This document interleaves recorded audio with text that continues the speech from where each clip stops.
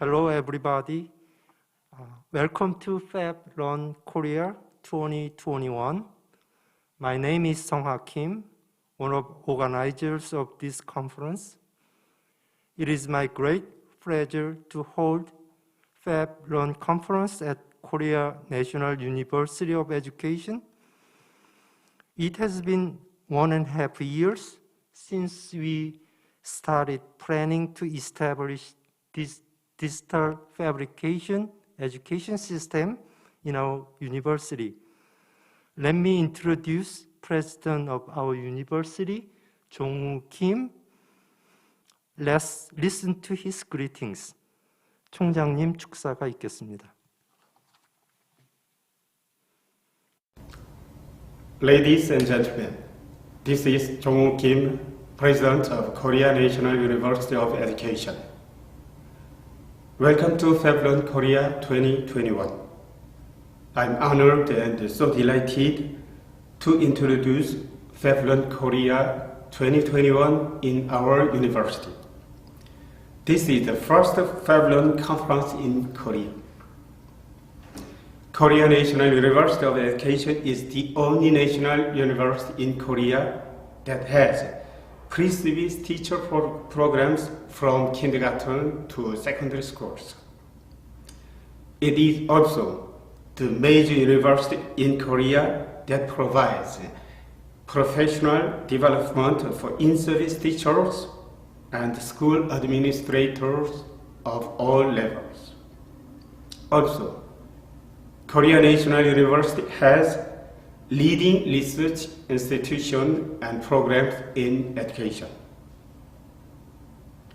Looking back on the last year, The year 2020 started with COVID-19 and ended with it.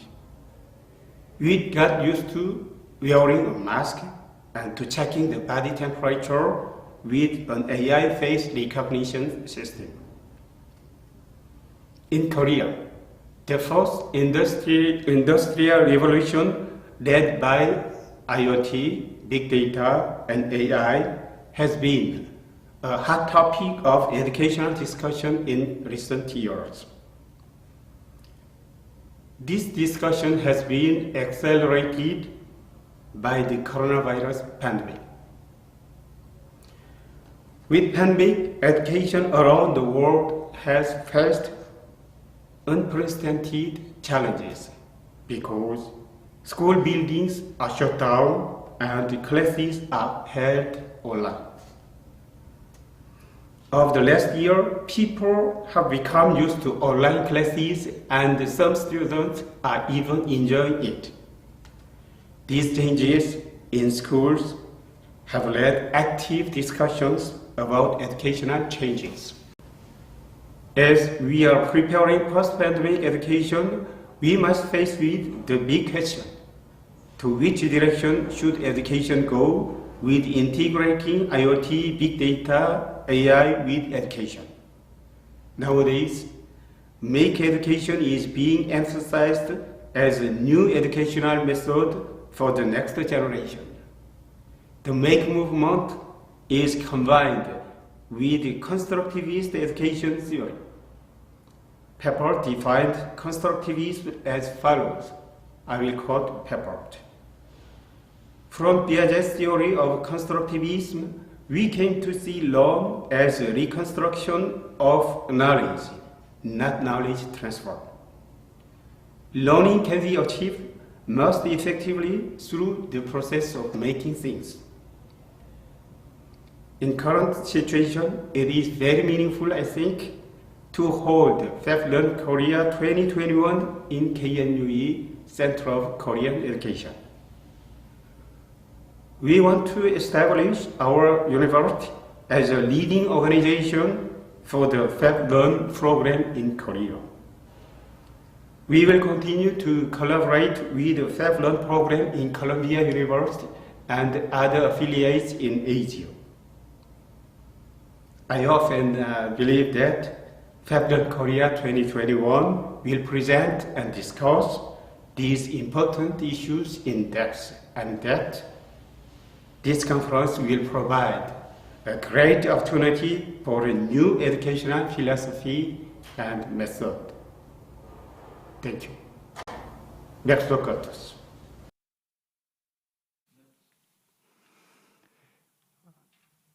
We are located at Cheongju, Korea, about 1.5 hours driving south from Seoul, which is one of famous city in the world.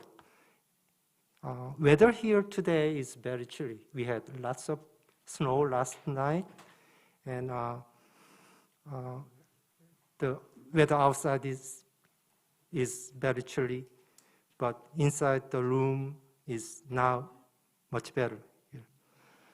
Today, we'll have great talks by 5 excellent educators from 4 different countries. First speaker, Professor Paulo Brickstein from Columbia University Teachers College. He's one of famous leaders in the area of maker education. He actually started FabLearn programs when he was at Stanford University. We appreciate FabLearn programs' generosity to allow us to use FabLearn conference. Therefore, we have FabLearn Korea 2021. Maybe our first FabLearn conference in 2021. Second speaker, Professor Anand Sipitakiat from Chiang Mai University in Thailand. Actually, he has established Fab Labs and conducted an educational program called iTeam, Interactive technologies for the inventive minds with schools in Thailand more than 10 years. And he has some background in the computer science. Everybody probably knows Go-Go board. He's inventor of Go-Go boards. We are gonna listen what he did during his work. Third speaker, Narin Tutiapung Prasiat from Thailand. Actually, she studied at Stanford University for learning, design, and technology, and also training at MIT. She established first FabLearn lab in Thailand, in Asia. I think she has 20 years of experience in maker education. When I met her at Bangkok last year, FabLearn Asia 2020, I saw she was just a superwoman. She's taking care of everything, everything. I was so impressed. We are gonna hear what she did in her works today. Fourth speaker, Akshay Nagarajan from India. He once served as a faculty member at Amachi Labs in Amrita University in India. He's also a co-founder of Second Foundation Makerspace at Amrita University in India. He's got FabLearn Global Excellence Award in 2018 from Stanford University. We are gonna listen what he did during his work. Our last speaker, Professor Sungju Kang from Department of Chemistry Department, Chemistry Education of our school. He has spent more than 20 years of educating various interesting educational models. Recently, he has focused on maker education.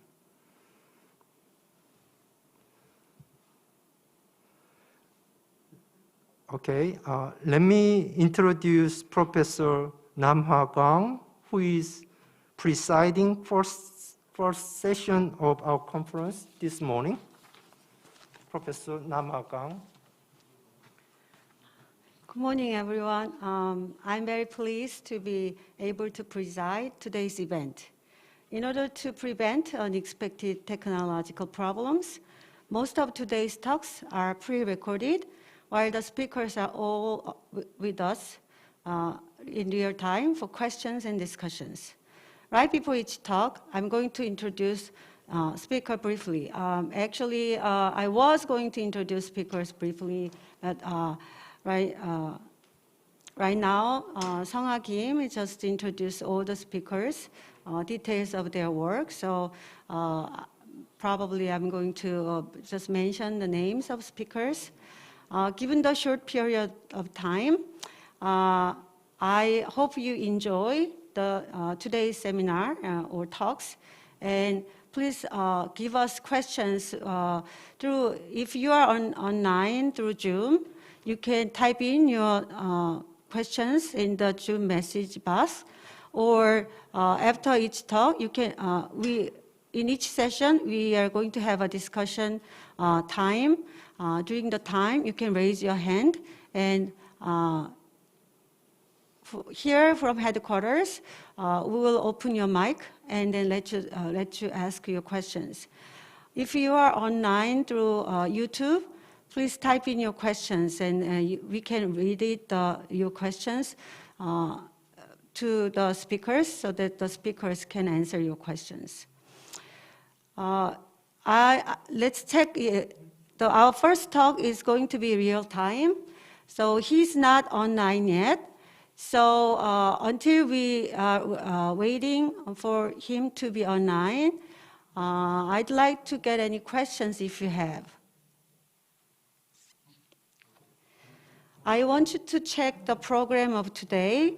We have 5 speakers today, and we are going to have 2 speakers in the first session, and then we are going to have 25 minutes of discussion and Q&A session after we're listening to 2 speakers. And then we are going to have 15-minute break after that, and then we are going to have the second session. In the second session, we are going to have three talks in a row, and then we are going to have second discussion section after we're listening to 3 discussions. During the discussion and Q&A session, we will have another discussant, and the discussant will going to lead the discussion and Q&A session. So since we were worried about technological problems, that is why we've been collecting recorded talks from the speakers. And unfortunately, the first speaker of today, Professor Paulo Brickstein, he didn't have time to record his talk, so he was going to join us online, and we just talked to him on the phone, and he was saying that he's going to online. Okay, so Paulo is online. So as Song-Ah just mentioned, he is an associate professor of education, technology, and design at Teachers College in the US. His research focuses on using new technologies to transform the learning of science, computer science, and engineering, and application of AI and multimodal learning analytics. He's going to start talking. Paulo, are you there?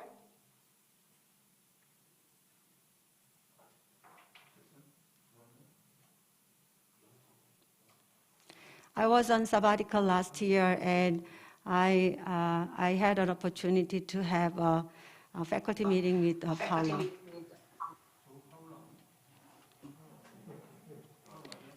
Yes, I'm here.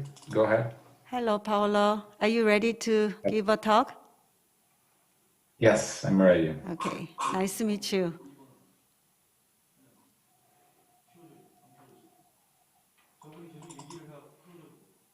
Okay, so I will...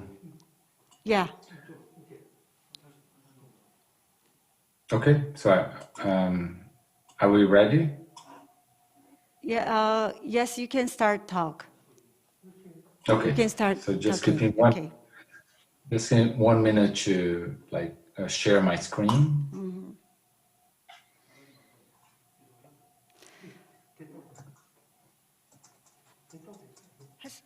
지금 스크린 쉐어링 하고 있어요. Yes, just 1 second.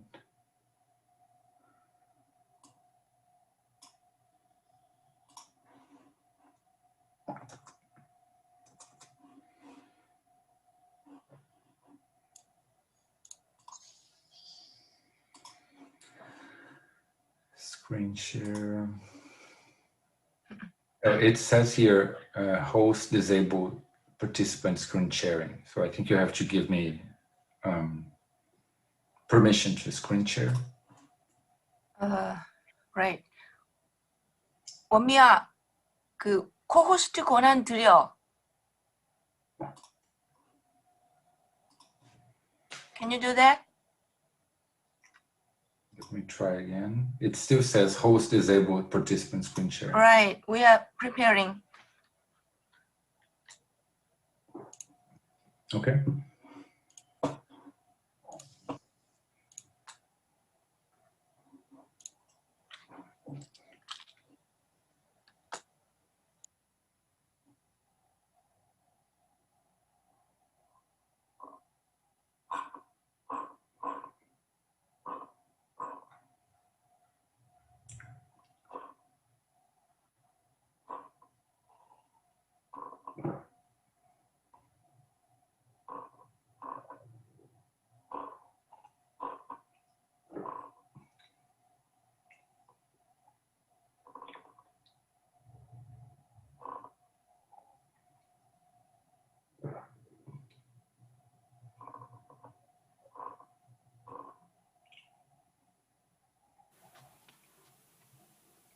Paulo, can you try?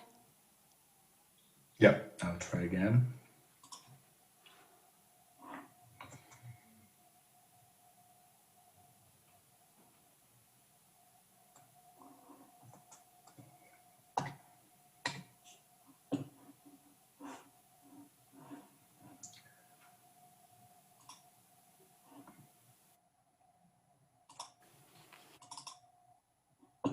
Okay, I think now I have permission to share, so just 1 second.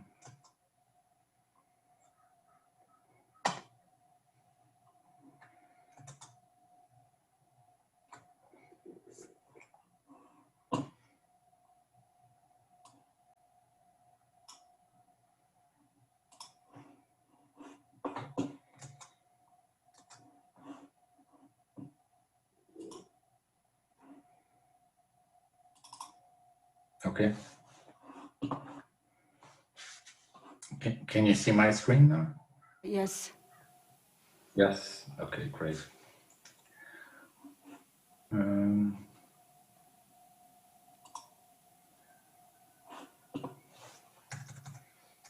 Okay.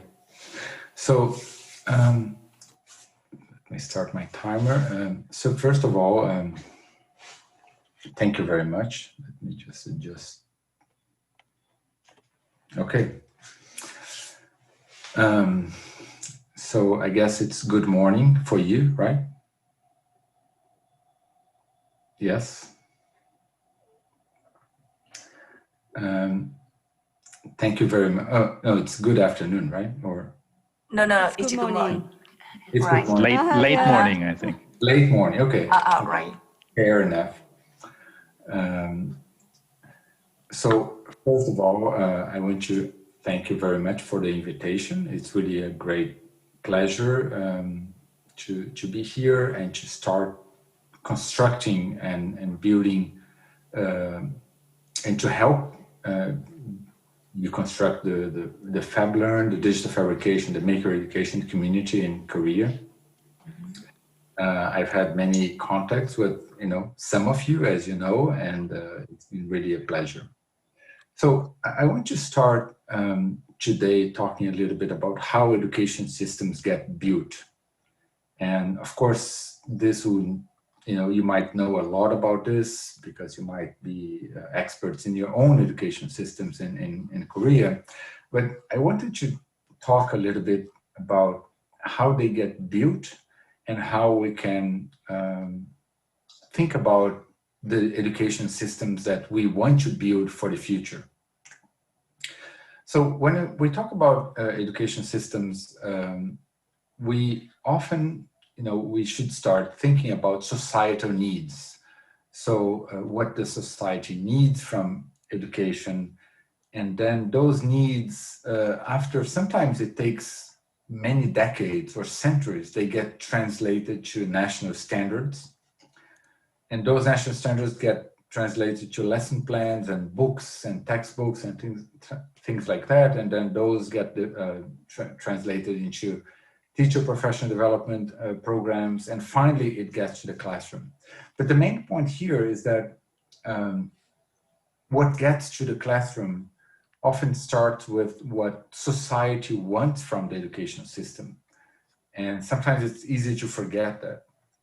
So those screenshots, those pictures are taken from a textbook in, obviously from what you can see, an old textbook in Venice, near Venice, which was one of the first mathematics textbooks. And in this textbook, you can recognize the multiplication table, the multiplication algorithm, the long division algorithm, as you can see, in the bottom right, the division algorithm and all of that. And so those are like, it's kind of scary how they look like a recent textbook, but they are from 1478. So, almost 600 years ago. And this is the first textbook in mathematics in the West, which was in Treviso, which is a city close to Venice in Italy. And so, why were those? Why did they come up with all of that? So, if you keep looking at this book, this Treviso arithmetic, it's really interesting to see what kinds of problems they had in the book. So, they say that this book had 5 big modules. So one was to show about the rule of 3, then about discount, and then about partnership, barter, and alloys, and all of that. And even some of the problems they had were about, for example, a carpenter wants to build a house in 20 days. So he goes to another carpenter and says, if we build a house together, we can accomplish the work in 8 days. So how would the second carpenter, how much time would the second carpenter take to build a house? And I mean, the point in showing these problems is that you might actually see a problem like this carpenter problem in a test right now or in a textbook right now. And, I've seen many of those kinds of problems. Sometimes, of course, they replace carpenter with something else. But this kinds of word problems are so common in our textbooks, in our, national tests and all of that. And why is that? So in Venice, in the 15th century, there was a real societal need for people who actually understood this kind of mathematics. So they understood how to, enter into a partnership with someone, or they understood how to do the simple rule of 3 kind of, fraction percentage kinds of calculations. They understood how to, do all those calculations because those were actually useful for real life. They were part of life. They were important in daily life.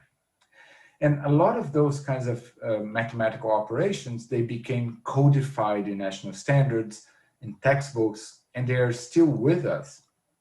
However, as you know, a lot of those things are not as useful as they used to be in Venice in 1478, because now we have calculators, we have phones, we have all kinds of ways to do those calculations. So we don't have to do them like in our heads.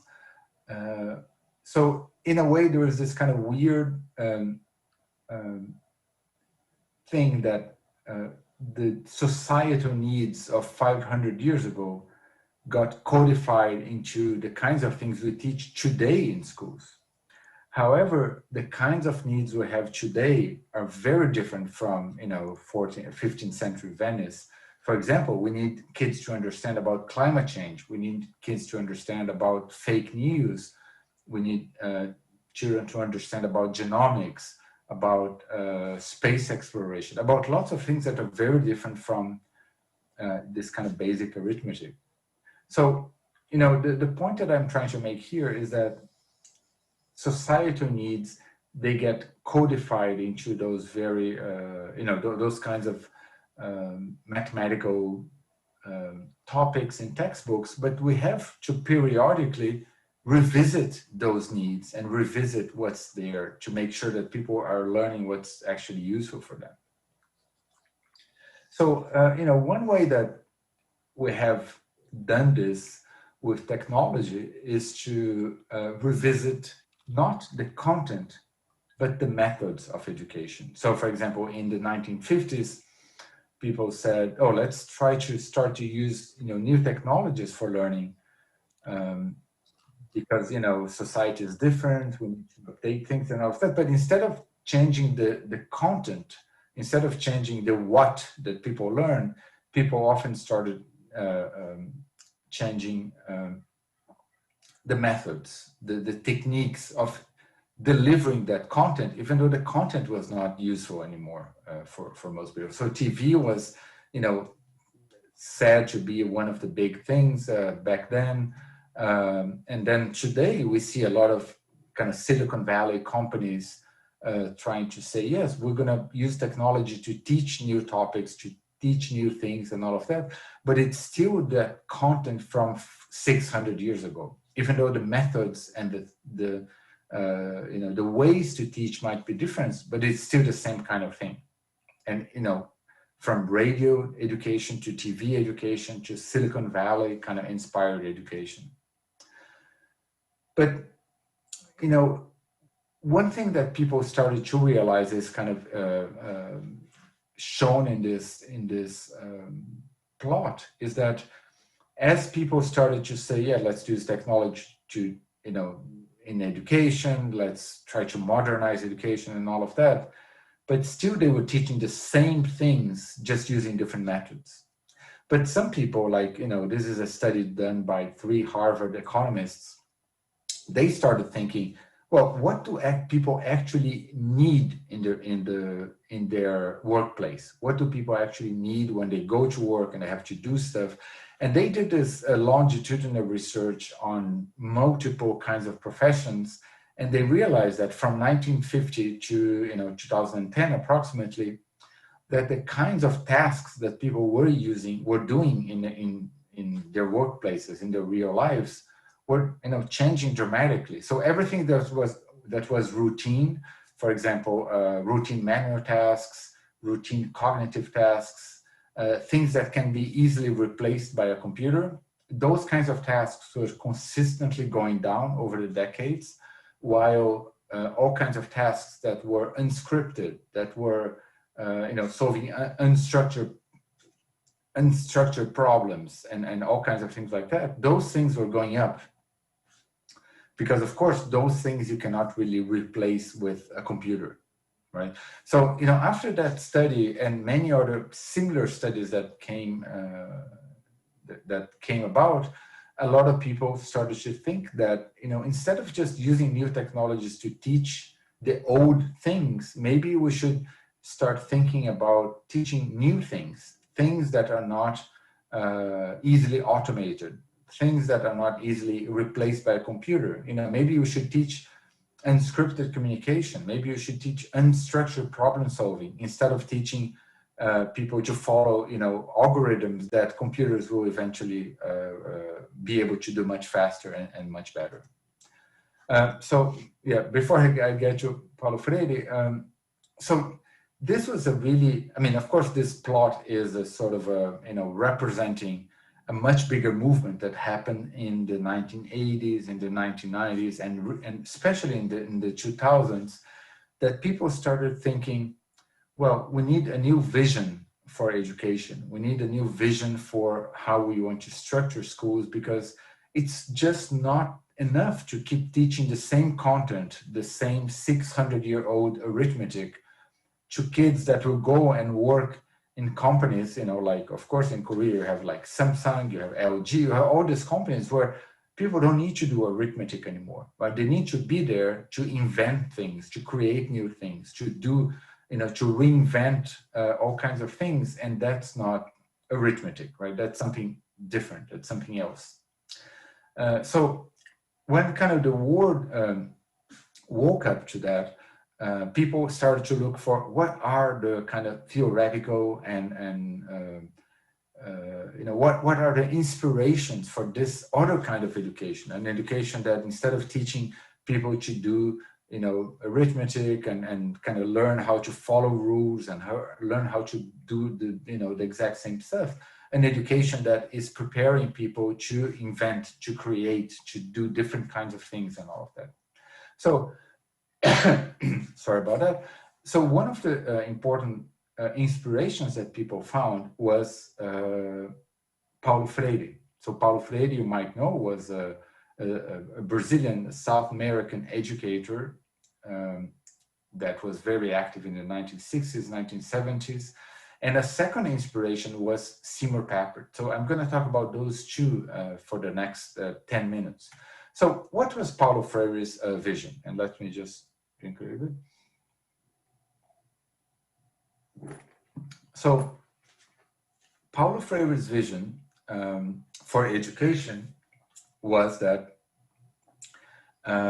first about banking education, right? So and let me just bring here the other Zoom. Okay. So Paulo Freire's vision was that, you know, what first is that what he called banking education. So banking education is a type of education where you're just depositing knowledge in people's heads, in the students' heads. So he said education should not be about this model of banking education. The children's heads are not just like a deposit box where you just deposit education, right? So that was one thing. Another important thing about Paulo Freire's vision was that just 1 second, I just want to be able to see my screen.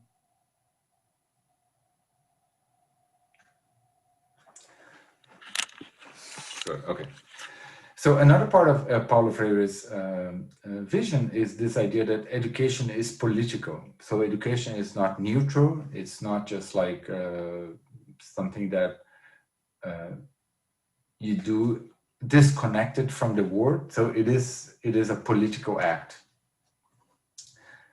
And especially that there are, and this is one of Paulo Freire's biggest contributions to education, is that there are alternative epistemologies. In other words, that people have different ways of understanding the world. There are different kind of cultures, and people come from different places in life. So they interpret and they participate in education systems differently. And finally, that personal relevance is absolutely crucial to education. In other words, that what people bring from outside the school to the school, instead of being despised and shut off, should be embraced by schools. So before Paulo Freire, a lot of times, all the knowledge that children had outside of school, what they knew about the physical world outside of school, what they knew about, like their kind of cultural practices and all of that, that should stay outside of school, because in school we do only school stuff. And that has nothing to do with culture, with each person's ways of looking at things and all of that. That had to do with, the curriculum and what we have to deliver, and everybody has to learn the same thing. And Paulo Freire said, no, what people bring from outside of school is important. And the more we can make education relevant, the more we can make people feel like this is important to them, the more they will participate in schooling, in learning, in education, and the more they will learn. And so that was, a big revolution, of course, in the 60s and 70s. But that was part of Paulo Freire's vision. And another part of Paulo Freire's vision is this idea of an ontological vocation. So an ontological vocation is, this kind of very intrinsic vocation of human beings, which Paulo Freire said, it's about changing the world. Like we were born with this ontological vocation to change and improve things. We are born with this inexplicable force inside us to make things better. Like you never know someone who was like, I never thought of improving my life. I never thought of improving other people's lives. I just wanted to keep the world exactly the same. I mean, you never hear about those people because we have this kind of weirdly, this kind of natural and weird potion towards making things better. And that's kind of part of being a human being. And so what it means in Paulo Freire's vision is that we always want to go from the consciousness of the real to the consciousness of the possible. So this means that we go from the reality that we are in, so life as it is, we go from that to the consciousness of the possible. So we're always thinking about how to go from where I am to where I could be, from society, where society is to where society could be. And that, Paulo Freire thinks that's our ontological vocation. We're always thinking about how to improve our lives, improve our community's lives, and all of that. And education should be part of that. So that was, a lot of like Paulo Freire's vision that inspired people to go back to that literature, go back to those writings, and start imagining education systems of the future. And then there was Seymour Papert, who was another one of these kind of foundational scholars that also offered inspiration for us to think about, education of the future. So what was this vision? What was the constructionist vision? And constructionism was the kind of theory that Seymour Papert kind of invented. So what was that? So one part of it is that also inspired by Piaget, Papert thinks of the children and students as full-time theorists. So instead of children being this kind of empty vessel that has nothing there and you have to deposit knowledge in that vessel, Papert said children are born with this innate desire and capacity to theorize about the world. So they are all, if you have kids, you well know that kids are always trying to theorize, to create theories to understand what's around you. So instead of being a blank slate that has nothing inside until you go to school, Papert and Piaget said, no, kids, they are born, and the day they are born, they are learning. They are theorizing about the world. They are theorizing about, where's the food, where's the milk, where's the toy, what is the toy doing? That's kind of ingrained in our psychology. The second thing about Papert's vision is that the way we learn is not so much about constantly doing this purely mental exercises of abstraction, but it is about interacting with the world and updating our mental models, building externalizations, right? So externalizations could be, a robot, it could be a computer program, it could be a clay sculpture, a sand castle, whatever it is. We are always concretizing our mental models in physical externalizations that we create, a sandcastle, a sculpture, a robot, whatever it is. And by building things, we are updating our mental model. So it's this idea that building external things creates internal change. So when you see a child building something, it's not that thing is, disconnected from thought. It's actually a way to externalize knowledge. And so Papert brought us, this really powerful idea that building things is not just like, a random thing you do. It's a way to externalize your mental models, externalize things you think, and building things is a way to refine your mental models. And that was, it's really important to understand maker education, of course. So, the other part is that when we build those kinds of things, we are building things with others. We are collaborating with others. We're sharing objects with others and all of that. So our cognitive systems are operating in this world where we have other people contributing, critiquing, helping us do things. And also that, we achieve those things with external media, with external materials that we use to build things and create things. And so as a result, one of the important parts of constructionism is that media matters. So in other words, the quality of the materials we have to build with, that quality is very important. Because if you have a poor palette of materials, if your materials are not very generative, or not very interesting, or not very rich, you cannot really build very sophisticated things. And therefore, the kinds of processes of cognitive realization and updating and refining you can engage in are not very rich. So, media matters. And that's, of course, why, maker education is important, is because maker education is bringing a lot of new and rich materials and put them in the hands of kids. And therefore, making it possible to engage in more sophisticated, mental processes and this process of construction and updating and everything. And one of the important things about Papert is that he said, well, media matters. So the computers are computers or technology are important because they are protein machines. And what he means by that is that those are machines that can do almost anything. So you can do a computer, you can use a computer for programming, for building something, for creating music, for creating video and all of that. So computers, and of course in his time, computers were mostly like a box that you put on a desk.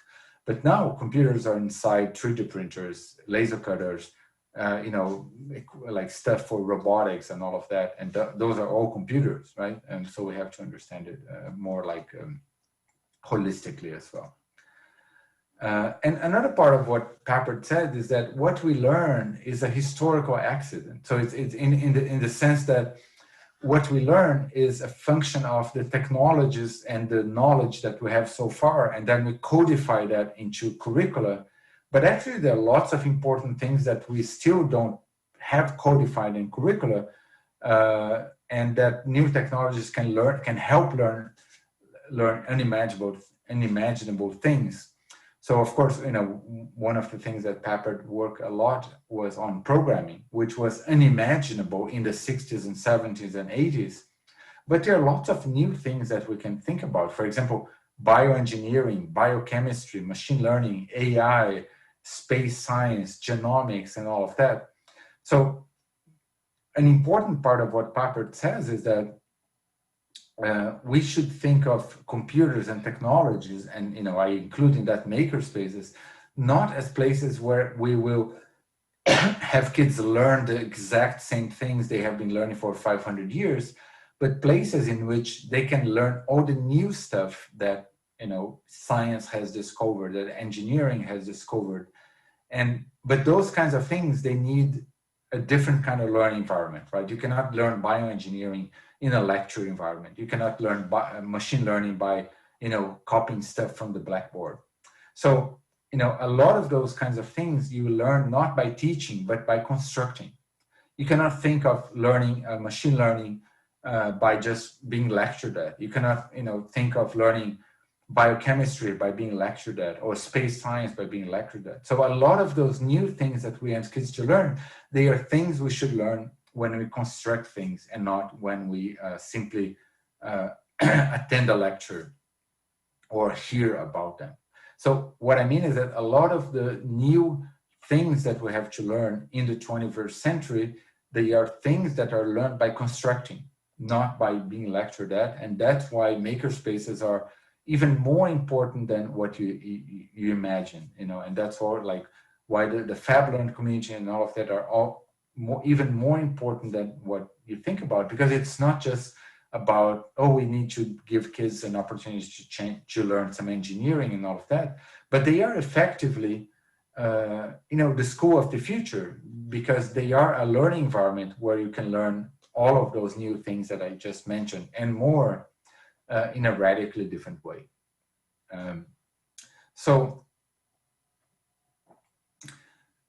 But the important thing I think here is that those two visions, Paulo Freire and Seymour Papert, when they came about in the 60s and 70s and 80s and 90s, they were crazy. They were, people like Papert, Freire, like, this is unrealistic. Why should we be thinking about that?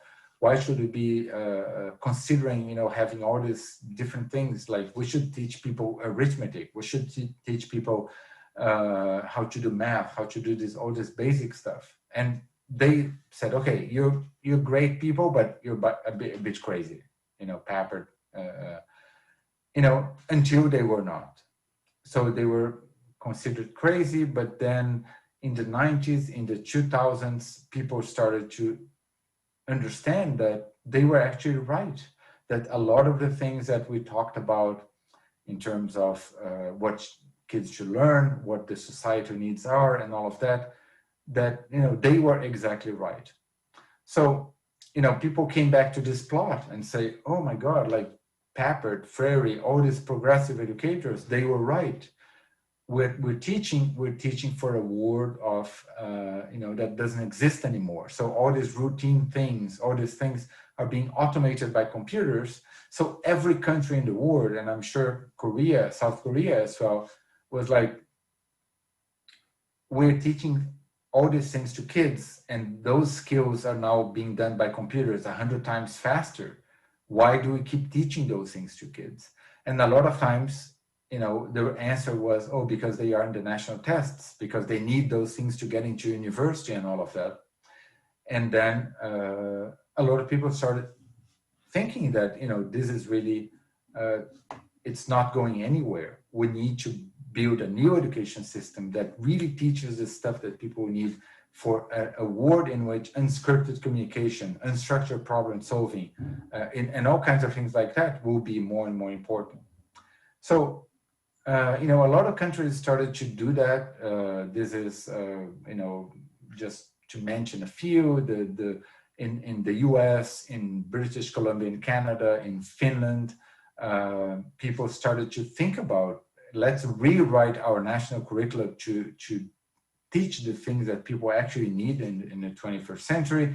In Canada, for example, they redesigned the curriculum and created this brand new academic discipline that is called Applied Design Skills and Technologies, that is all about learning technology, learning how to build things, learning how to program, learning how to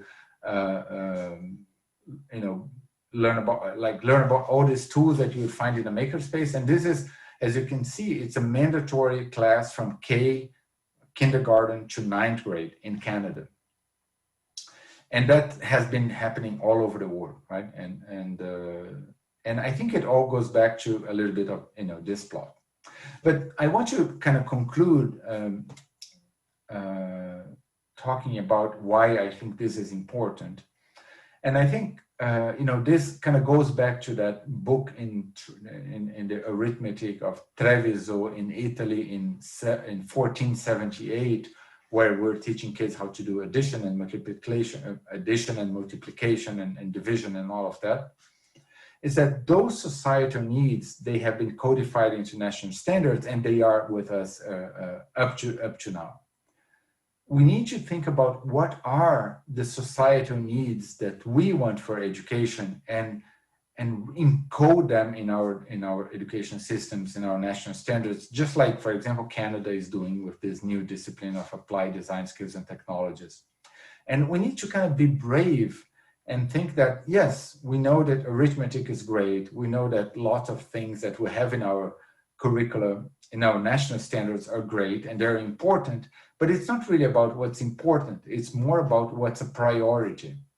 And if we don't make the right choices there, and we just keep adding things to our national standards, we'll end up in a situation which is actually what happens to a certain extent in the US and in other countries, where we have a national curriculum that is so full of things from the 19th century, the 20th century, the 21st century, that we can't do anything with any kind of depth. So everything is superficial. We just go quickly over everything because we want to pack everything into one curriculum that has multiple centuries kind of compressed into it. And so I think it's really important for us to prioritize what we think is important in the whatever number of hours kids have in schools, and get rid of some of the stuff from the 19th century, get rid of some of the stuff of the 20th century, and look into the 21st century and beyond and see what's really important. And I think one of the things that's really important is that children or youth or teenagers of this generation, we cannot keep telling them, we'll teach you all this old stuff, and your time to change the world is, you have to wait 10 years, you have to wait 15 years. Because if you talk to those teenagers, to those children now, I mean, just look at Greta Thunberg, for example, or, you know, a lot of the youth activists that are fighting against climate change. Those young people, they are not anymore in the mood of, you know, here is a bunch of content, learn all this content for the next 10 years, and then you'll be able to make a difference in the world, you know, when you're 25 or so.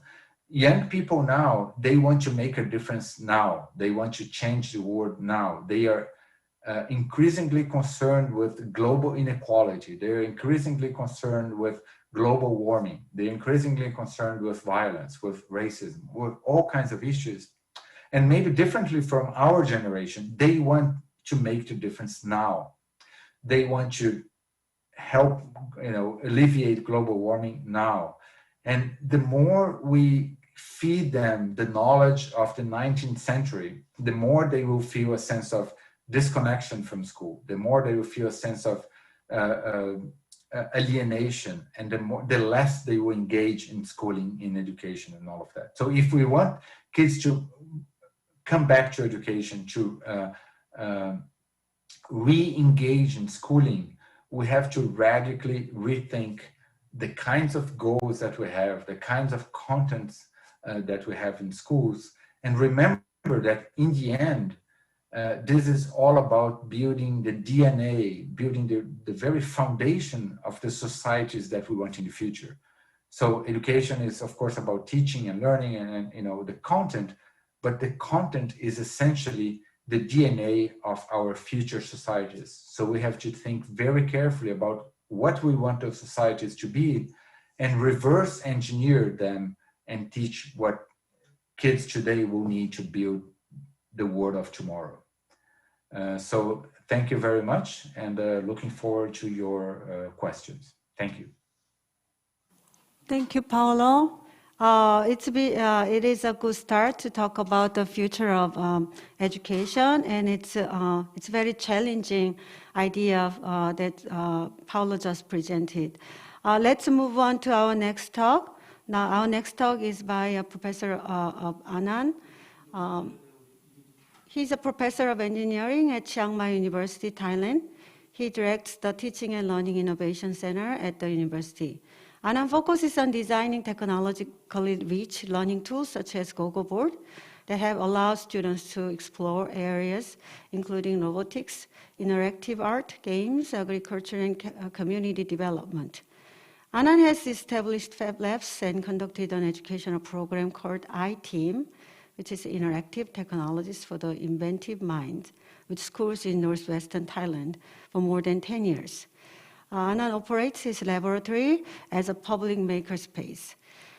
He earned his PhD from MIT at Media Arts and Science in 2007. Without further ado, let's move on to Anand's talk.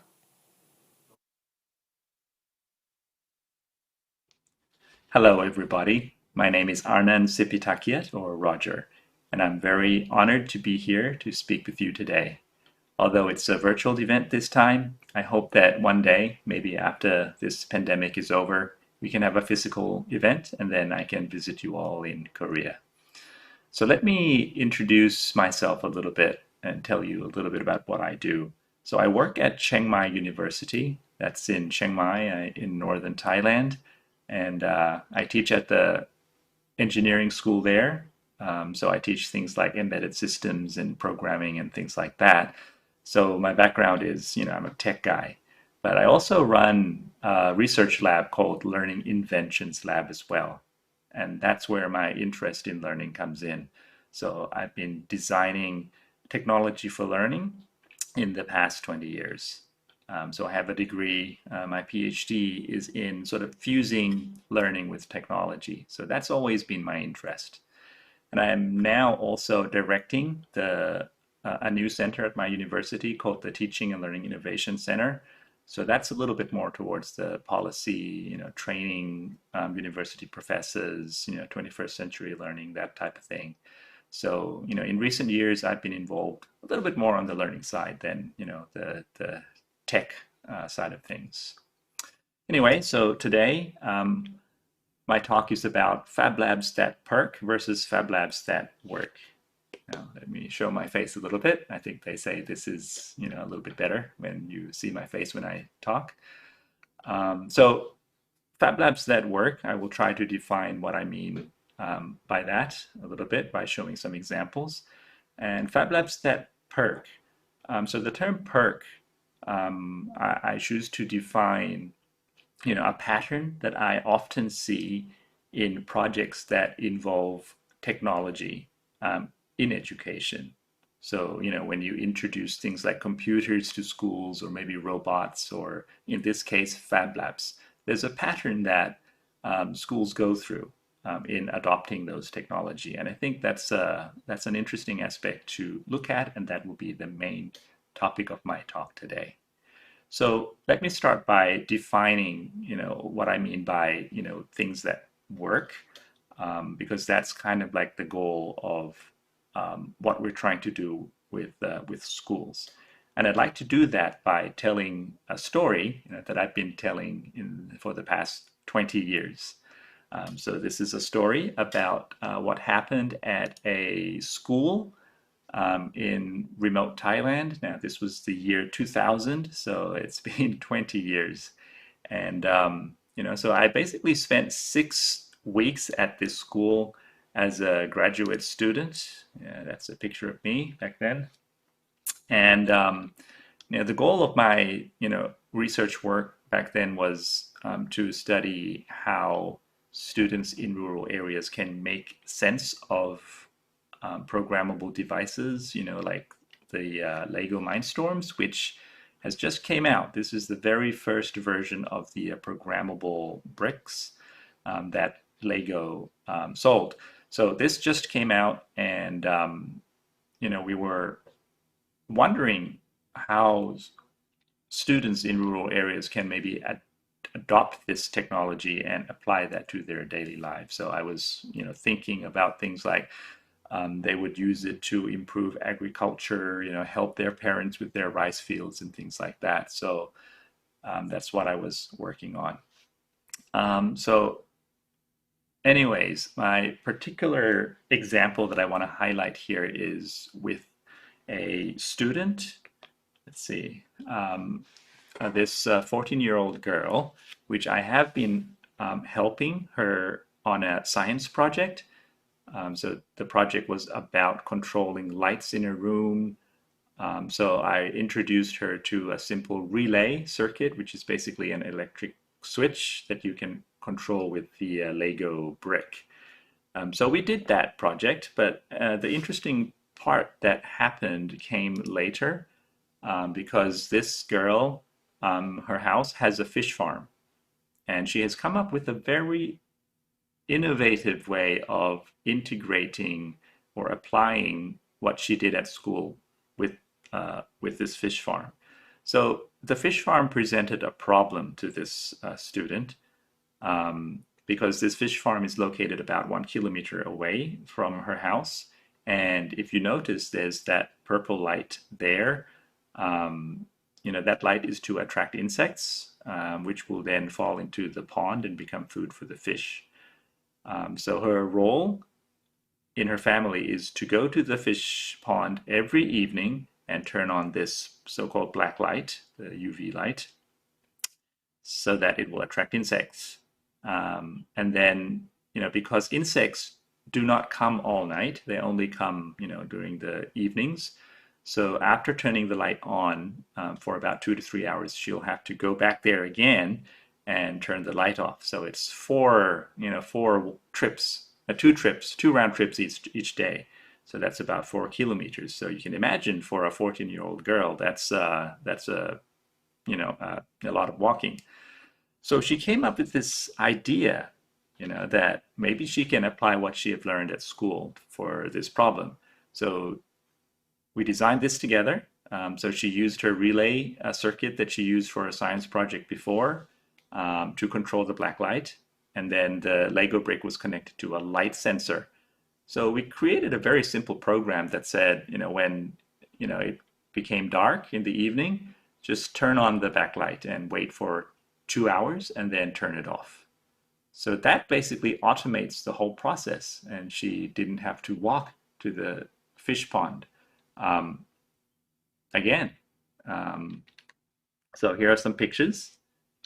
This is the light sensor connected to the roof, and this is the relay circuit, and the yellow object that you see there is the Lego brick, and this controls the light, which is plugged into the outlet here. So it's basically an automatic light system. So this sounds like a pretty simple project, but it has a pretty profound impact on this student. So, I don't really have strong claims for this, but this student has continued her education in technology. And 20 years later, I've recently been in touch with her again on Facebook and found out that she is now an entrepreneur involved in investing and constructing housing projects. And one of the first things that she mentioned in our chat conversation was how grateful she was for the program we did back at her school and how it had impacted her life decisions. So, basically, the teacher at the school mentioned this as well, that, this was kind of like an empowering moment for her, that she felt like she can actually do something with a problem that is very personal using technology. And that kind of clicked for her that, this could be something that she wanted to do more. And, this is, so this is the kind of things that we want to see happen when we do activities like this, right? So it's not just about programming or not just about 3D printing, but it's about, creating a very powerful experience where students can feel, what it's like to improve their own life. Maybe they will create a different feeling about, themselves and improve their self-image. So all of these things, I think, are not in, like any curriculum, but I think we can all agree that it has a great impact on a person's life. So while this student's example might be an extreme case, I think it conveys very well what I mean by saying making things work in school, right? So, feeling that they are capable of constructing the world they live in ways that they see as good, I think that's something that can have a profound impact on a student's life. So let's get back to the title a little bit.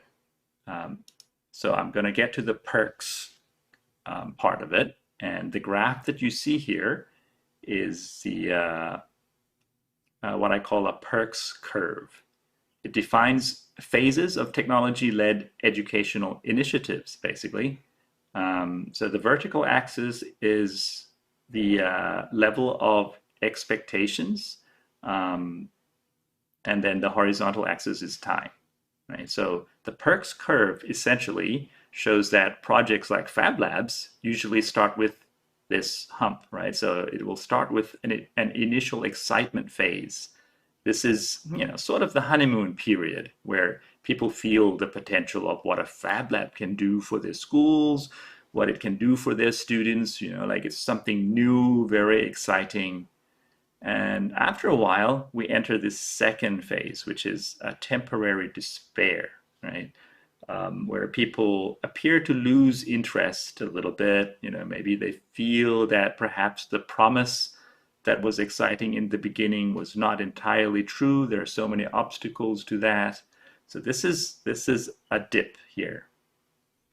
And then there is a chance for the project to actually fail as well. If this dip goes down too much, that things actually stop.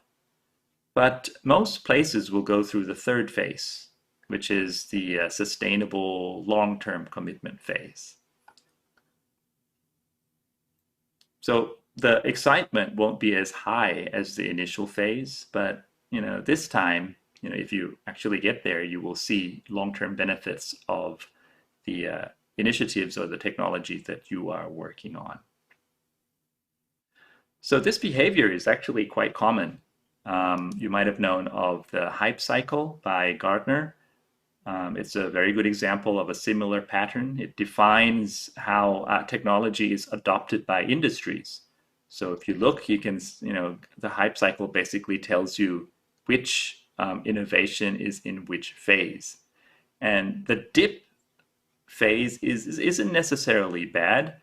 It's just a natural progression to a more sustainable phase. So what it says is that, excitement comes or a hype comes, and then it falls for a little bit, and then it bounces back to a long-term or a plateau, right, of productivity. So this is where things actually gets adopted and the real benefits are seen there. So in addition to the hype cycle, there are other areas as well that follows this similar pattern. For example, in work performance, in an organizational change, or morale in handling personal crisis. So it's a pretty well-known behavior. Now, let me back this idea of Perks curve with a case study. So in 2019 to 2020, I was involved in Thailand's big push to establish Fab Labs in schools. The project was called FabLab Thailand. So the idea was to establish Fab Labs in 150 selected schools.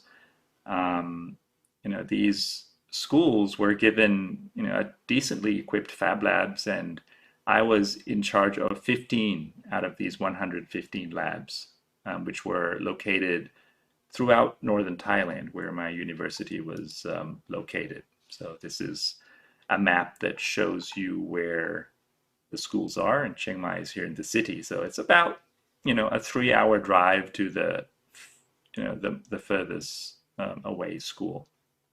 So it's not too bad. Now, the budget allowed us to hire a lab technician for each school.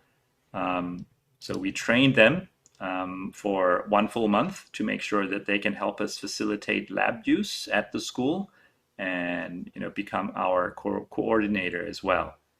And this turned out to be a very important component of this project.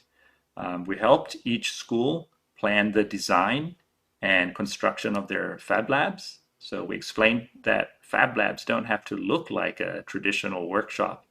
The typical image of a workshop, that it's dark, lots of greasy oil and stuff like that. That's not the concept of a Fab Lab, right? It can be a clean place where people can work, but also hang out. They can take courses in the Fab Lab, but maybe they can also be creative and make their own fun stuff as well. So we tried hard to establish that understanding about what a Fab Lab is. And the schools were mostly pleased because, they're getting, free equipment, and, Fab Lab is a good image for their institution. Basically, it's nice to have this lab where they can show to visitors and, stuff like that. So they're very cooperative, and a lot of the schools actually renovated the room that the equipment was going to go in, because the project did not include renovation. So this is something that the school had to invest by themselves. So we saw a lot of, this is one example.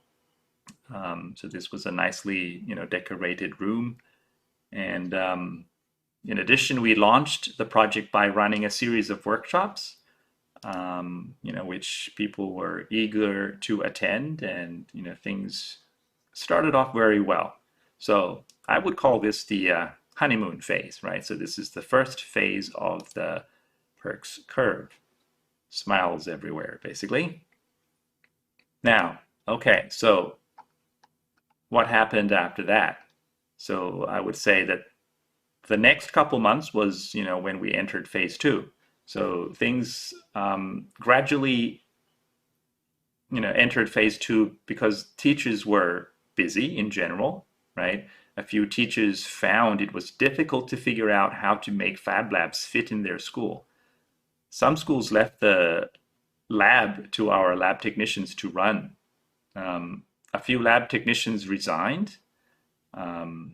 2 had problems with the school.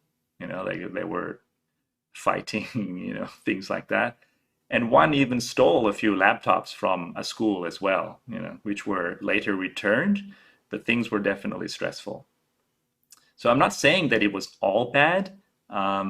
that everything was a failure, but things were, definitely a little bit more tense, and the initial excitement was clearly, fading a little bit during those months.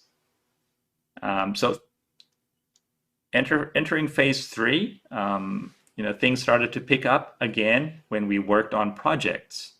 And this is especially true when the project started to shape up, that we're getting towards the end of our program. So students were very involved and spent a great deal of time finishing the pieces in time for our sort of end of program exhibition, which was a big event that we invited all schools and visitors to come in and look at their creations. So during this time, I actually witnessed a number of empowering experiences, experiences that, fits the definition of, working, that this lab is working very well. So here are some examples. So this group of girls were working on a coupon dispensing system for their cafeteria. So they wanted to replace cash with a coupon, right? So you can see that, the machine is supposed to dispense one coupon at a time. So they were trying to figure out how to turn this disk so that only one coupon would come out at one time, using that wheel to drive it, as you can see. And they found that the disk was turning too fast, so they wanted to reduce the size of the driving wheel.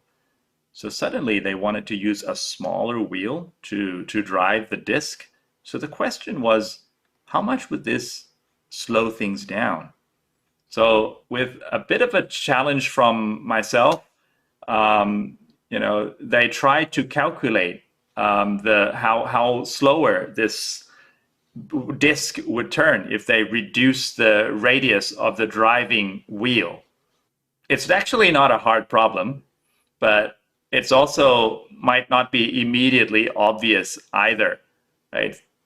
So if you reduce the radius of the driving wheel by half, how slower will the resulting disk turn? So basically 2 times pi times radius became alive and very useful that day. And this group was creating a fall detection device for elderly people. So whenever someone falls, the device will send an alert over the internet to a caretaker or a relative. So they wanted to use an accelerometer to detect the fall. The idea was quite simple. A rapid increase in acceleration will mean that, a fall is likely. Anyways, I'm writing the code to detect the correct pattern of this acceleration was a bit more complex in reality. And, when I was visiting the school, this group were, right in the process of thinking about the algorithm that is required. And you can see in the picture that we ended up, talking about a lot of concepts that I usually only teach my, undergraduate engineering students, things like sampling rate and, finding running averages and things like that. So it was a very interesting conversation to have with a high school student who was very eager and passionate about the particular topic. And this is a picture of him trying to translate the ideas that we formulated together into code with my student. In the end, we had a room filled with amazing inventions during our final exhibition. So this is an image of the room of the ceremony. But we also had another exhibition hall where all the schools showed off their final creations. So there were a lot of creative and interesting projects that came out of this work. This is an automatic page turner for disabled people. It works pretty well. All the parts were 3D printed. And this is a Rube Goldberg mechanism. And this was the coupon exchange machine that was finished. And if you look at the mechanism, they ended up using a way more creative and robust solution to drive the coupon disk than the one they were trying to use when I was there. So I was very happy about that. But regardless of the amazing work done by most schools, we had a couple schools that didn't quite cooperate, or things didn't quite go well. So one school that had almost dropped out of the program entirely, and two that had minimal participation. So 3 out of 15 were not quite there.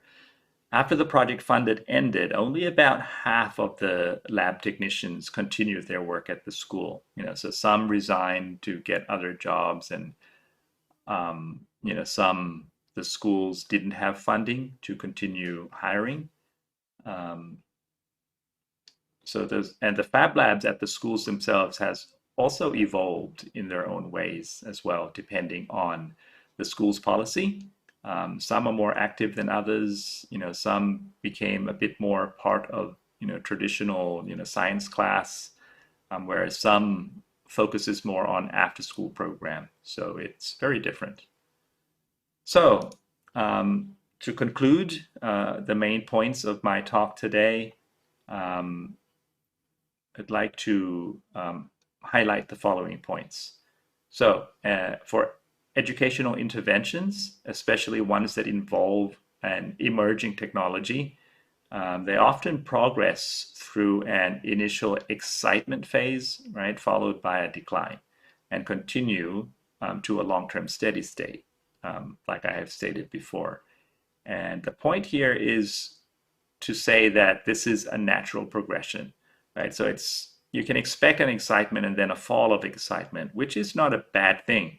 It's just something that happens. You can expect that to happen, and then the recovery will come.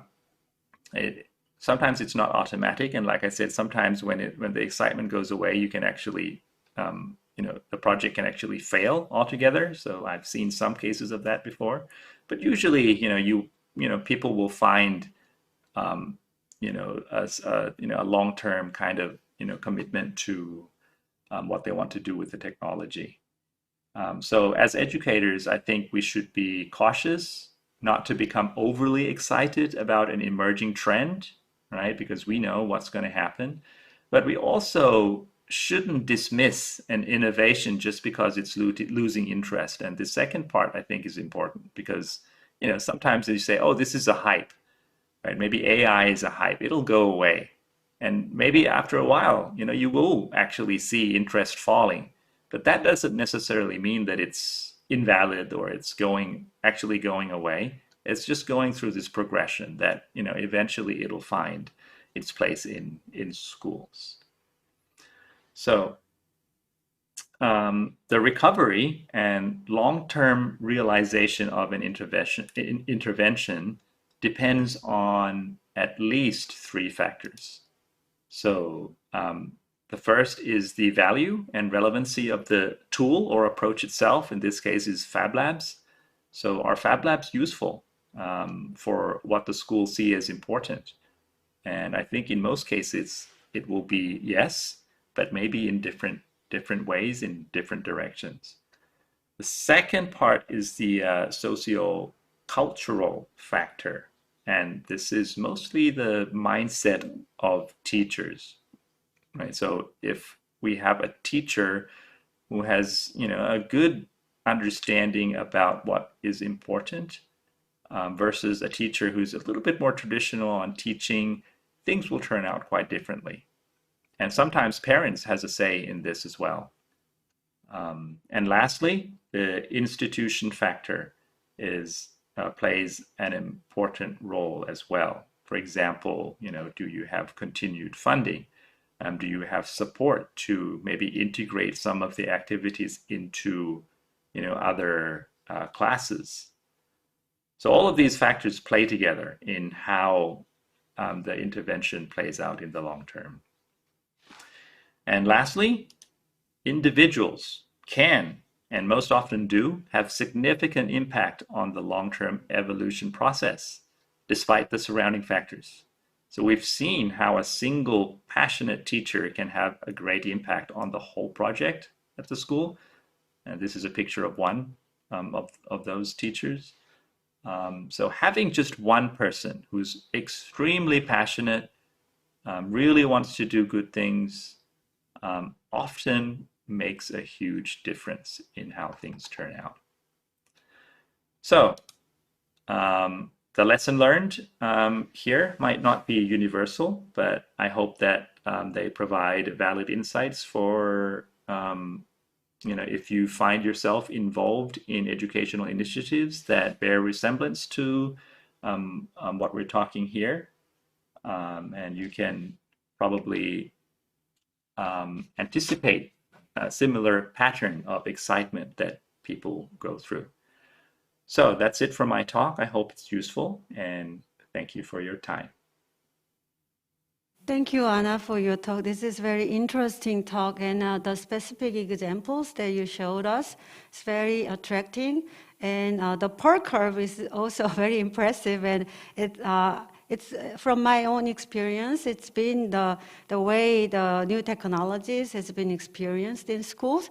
So I'm very curious about how what's the level of recovery that we can make it. We hope we can make it higher than than what it is in the graph. But so let's move on to our discussion session. Our discussion session is going to be read by Professor Suna Ryu from our chemistry education department. Since we started a little late, we are going to have a little short discussion session. It's 11:08 in Korea time right now, and we are scheduled to have a discussion session until 11:25. So, Suna-yu, are you there? Are you ready to take over?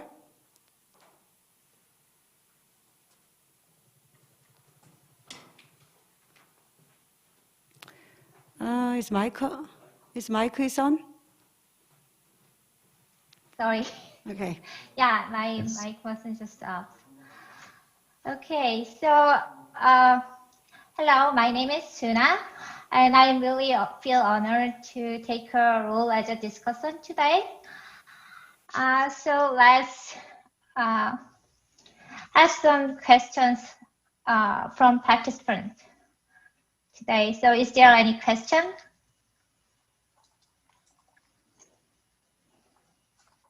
Yeah, it always has to, especially in virtual conference. So let me make a question first. So like today's presentation was really interesting for me because my work is involved with a lot of technology, and this kind of a project was really interesting. So my question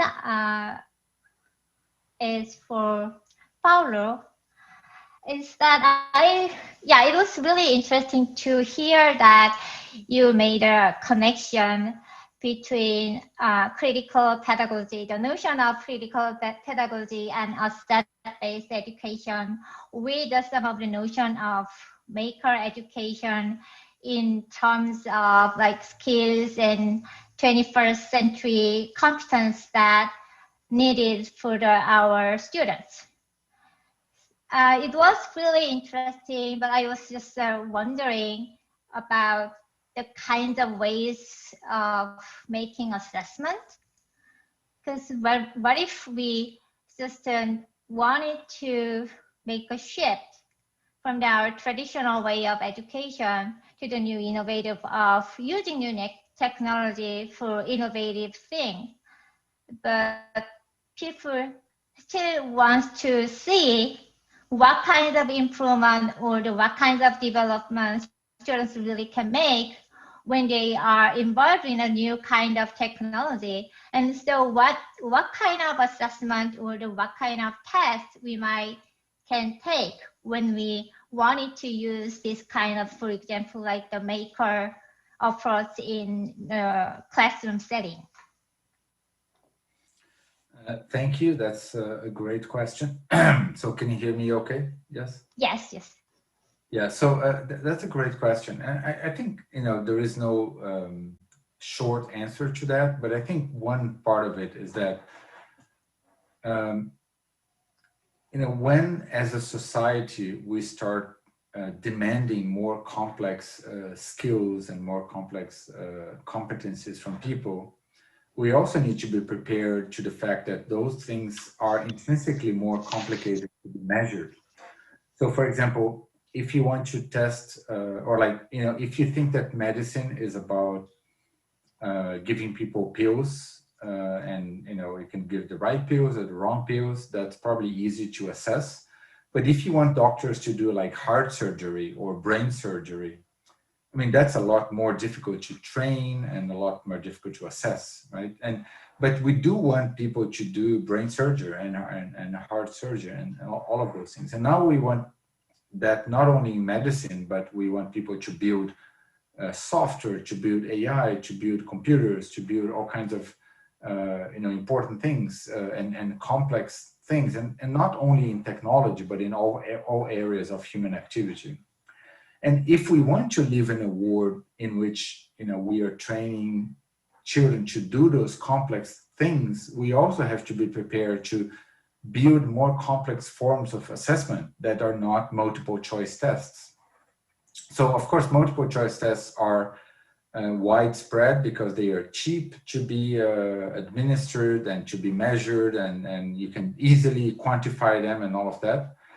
But if we want to live in a world in which people are not picking between 4 alternatives, but are inventing the alternatives themselves, we also need to understand that assessment will be more expensive, it will be more laborious, it will require just more work. And in the United States, for example, if you want to apply for university, of course there is a test, but there is also a portfolio assessment. So people actually analyze, a portfolio of projects that you have done throughout high school and middle school. They analyze if you have done community work.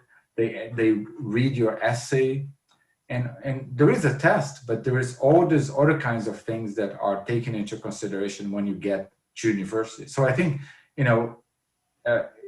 if you don't change the university admission system to be more holistic and to look at portfolios and projects that you have done, and for example, MIT now has, in its admission system, it looks at portfolios of students. So you can send to MIT your grades and also your projects. And so I think if we don't do things like that, the chances of achieving systemic change are very low, because ultimately people need to get to university. And if they need to memorize a bunch of things to get to university, that's what schools will focus on. So I think the countries that will have, the courage to make changes in how we assess children and how we control their access to higher levels of education will be, in 10 years, they will be very happy with the changes. And the countries that don't change anything will be regretting, because I think that's the way of the future. Okay, so Can I add a little bit to that, please? Yeah, sure. I just, from my experience working at the university level, I think we are, seeing some examples of how the world is moving towards what Paulo is talking about as well. Many of you might know the concept of things like, competency-based, outcome-based education. And, there are weak points of, those perspectives, but I think it's a good sign that, at least at the university level, people are realizing that, the focus shouldn't be only on grades. Grades should be just like one parameter, like their academic performance. But, if you focus on competencies and, outcomes, that's a more richer way of, assessing how a student is performing. And people find that it's a way to communicate better with the industries, right? People who want to hire students. I think it's very common to hear now that, industries find that just looking at grades is not enough to know the students. Sometimes they have high grades, but then when they get hired, they actually can't do anything, right? So, outcomes is a more, a richer definition of, what that student can do, what is his or her competencies that the student has gained throughout the years at the university. So I think this is one example that shows that, the world is now focusing on, sort of the higher level skills and not just like sort of the, memorization or just the understanding of academic concepts. Yeah, that's a great comment.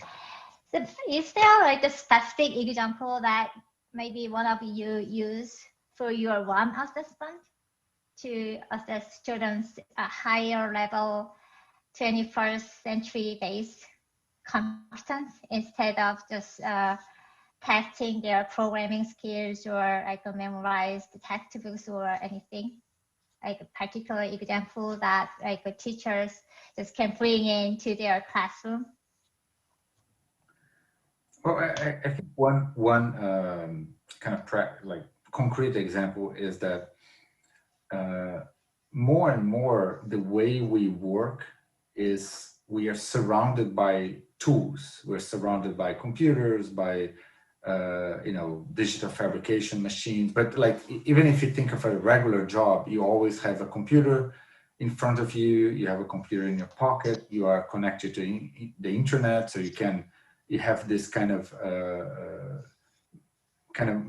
memory device that's outside of your head, right? Which is your phone or your computer.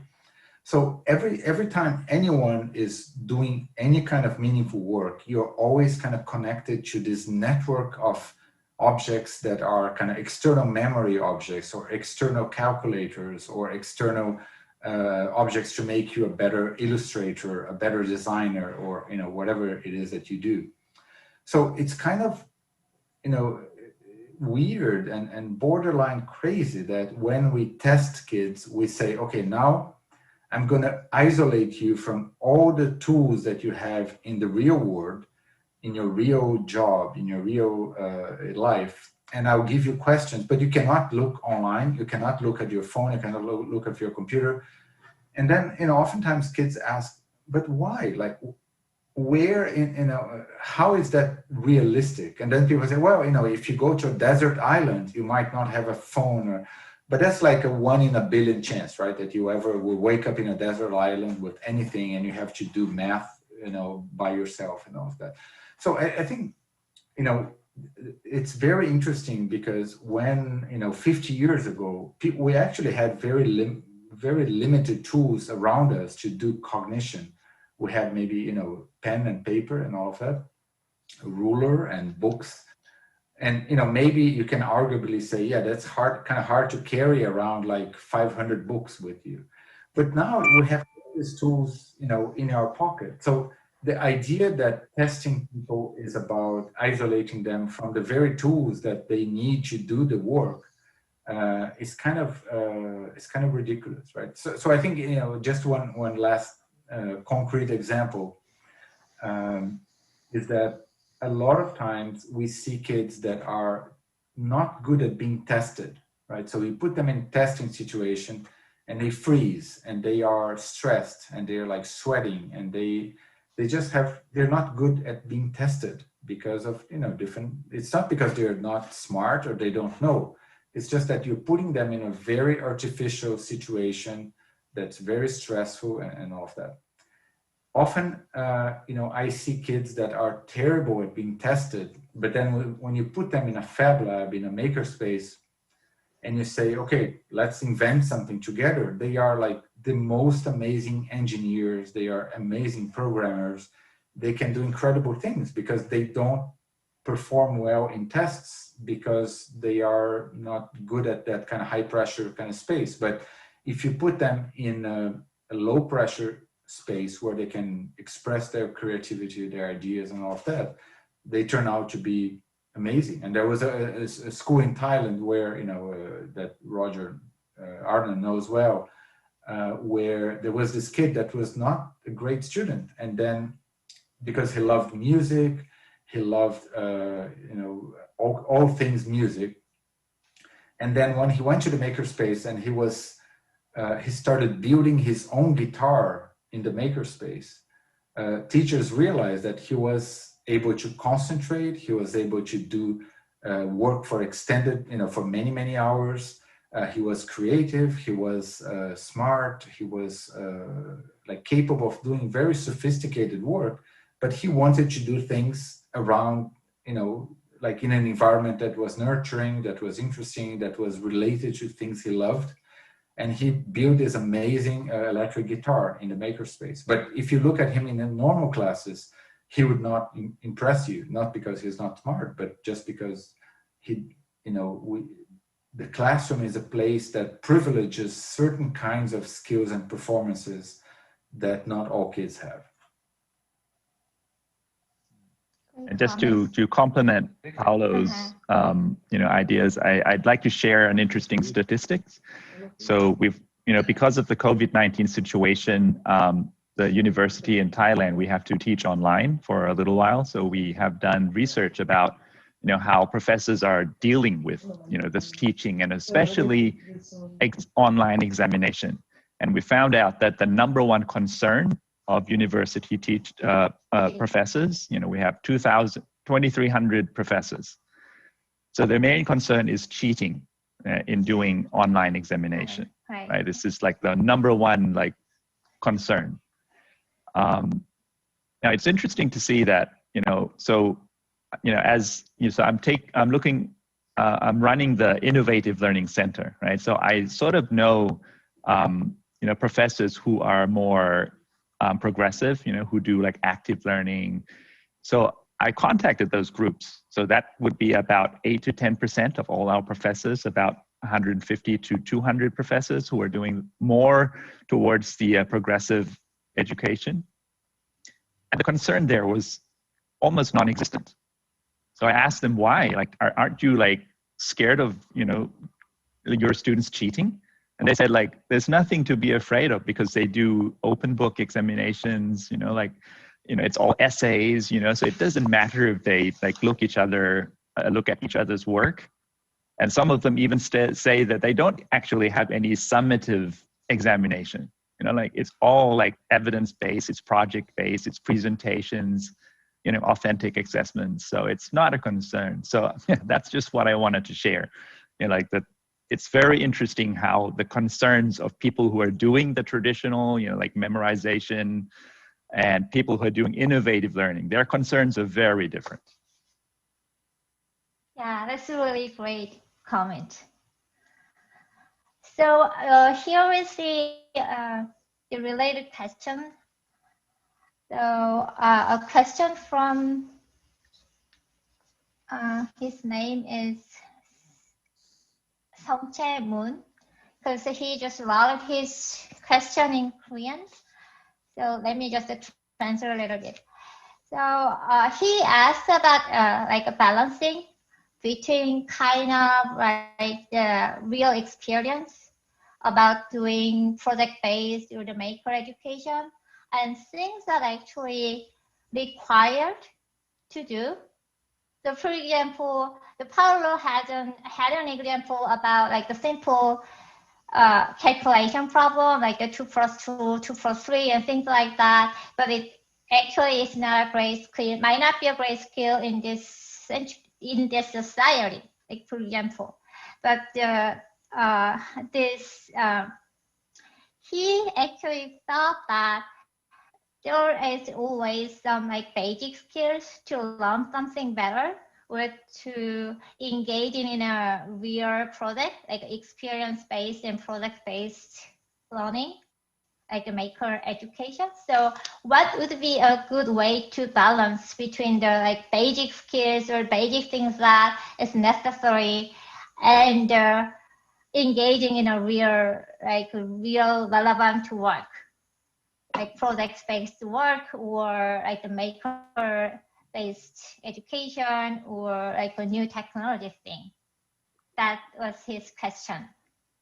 Yeah, thanks for the question. Actually, by the way, I just realized that Naline is online, and she was, the person who showed me the example of this child in Thailand with the guitar, so maybe she can talk even more about that. So thanks, Nalin, for that example. But I want to just quickly address the question. And of course, there are some basic skills that we want kids to learn, like, we want people to know how, basic math and things like that.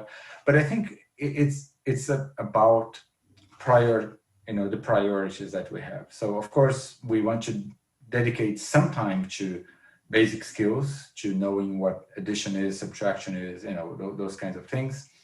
But I think it's about how much time we're going to dedicate to that and how much of our assessments focus on that. So, in many countries, I don't know the reality in Korea, but you teach like multiplication in 3rd grade, in 4th grade, in 5th grade, like you spend, hundreds of hours teaching a lot of those basic skills that actually are not that useful anymore. So I think it's not so much about not teaching them at all, but how many hours we dedicate to them.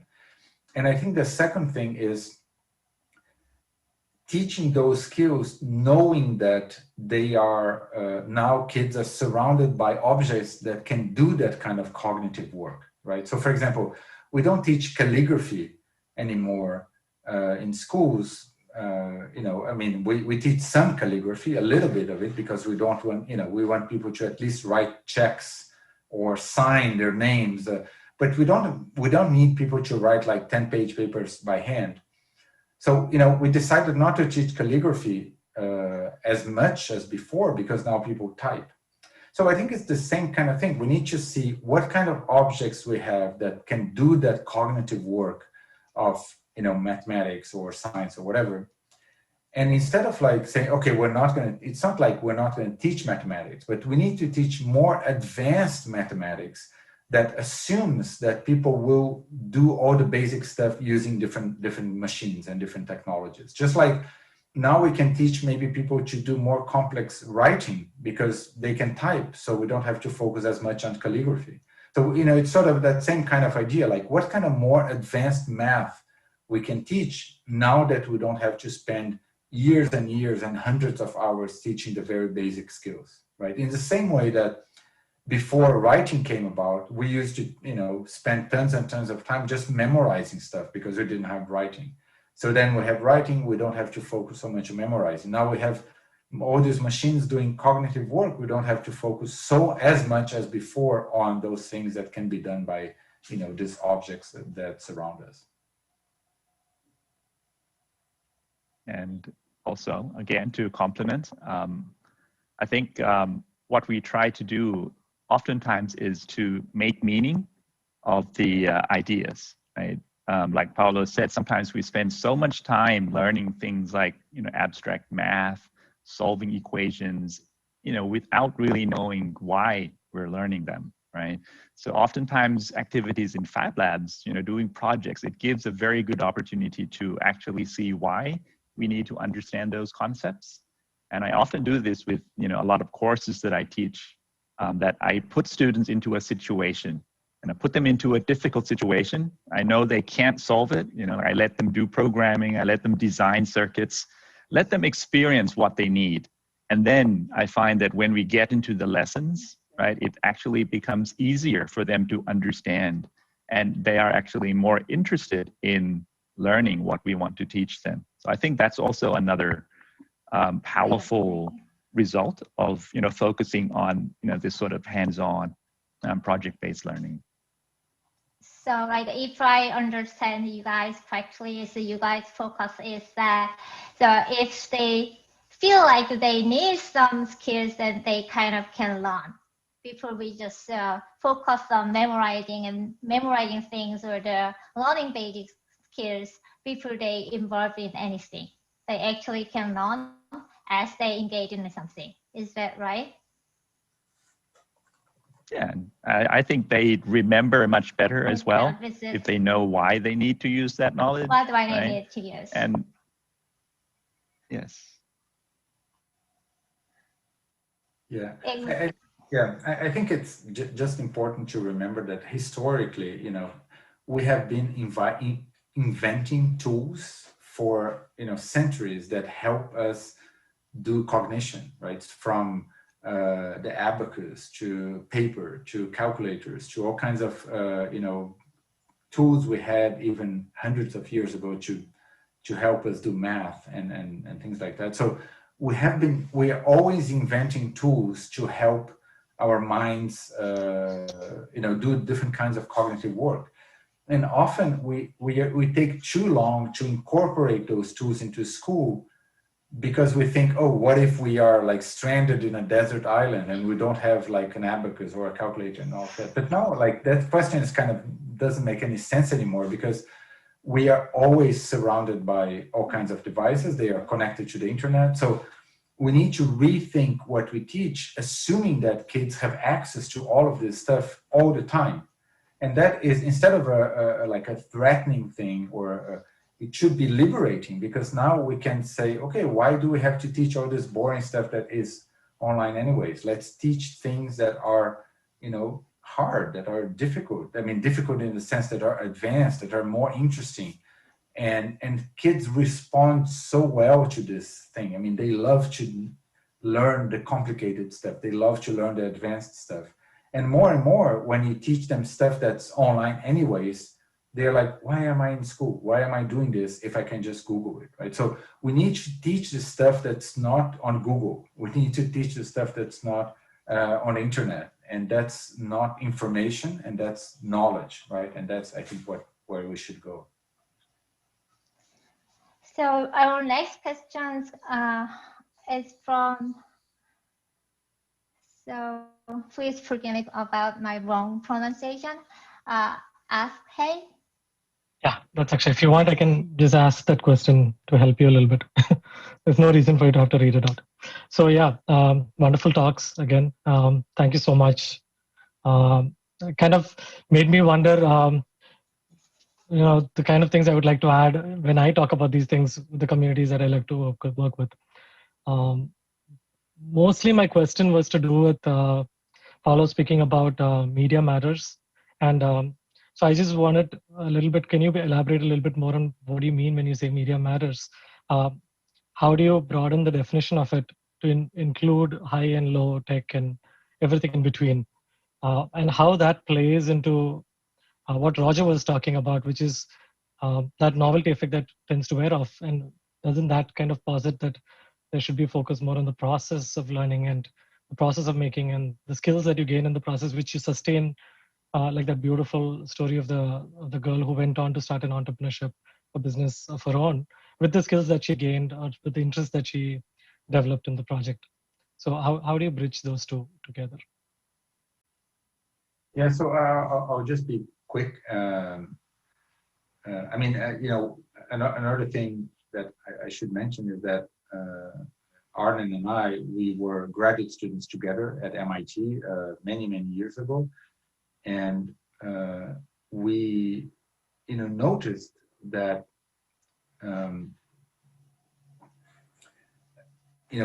we were in this kind of villages in Thailand or in Brazil and all of that. And we noticed that kids had very sophisticated ways of dealing with, for example, recycled materials, that they would build toys out of recycled materials, that they would fix things around the house. And so that they had a very sophisticated way to deal with technology and all of that. But it was just very different from, what a kid in the United States would do, because they didn't have a lot of access to resources and all of that. But in thinking of that, we diagnosed that kids were very smart, very sophisticated about technology, but that sometimes they had ideas for example, automating something in their house, like Roger talked about the fish farm example. And we realized that they need a new tool to help them realize their ideas. So we invented something called the GoGo board, which was the first open source robotics board that was, very low cost and easy to build. So it was easy to deploy in developing countries and all of that. There's actually a Korean version of that board that, we can talk about later. But I think the point is that, imagine a painter that has in his or her palette of colors, like 2 colors and 1 paintbrush. right? So that painter will only be able to do certain kinds of things, right? If you need to do like very detailed painting and the paintbrush is just very thick, there's just no way to paint detailed flowers and leaves if your paintbrush is thick and you don't have a bunch of paintbrushes at your disposal. If you want to do, you know, multiple colors and a beautiful landscape and you only have black and white, there's no magic. I mean, you can't, you know, paint in color if you don't have, you know, a rich palette of colors. So if you think about constructing things and building things, if you don't have a rich palette of materials, you know, you can't do much, right? If you only have scissors and a piece of cardboard, of course you can do a lot of interesting things, but you cannot do interactive things. You cannot, you know, do more sophisticated things. So what Papert talks about when he talks about media matters is that every child has tons of ideas.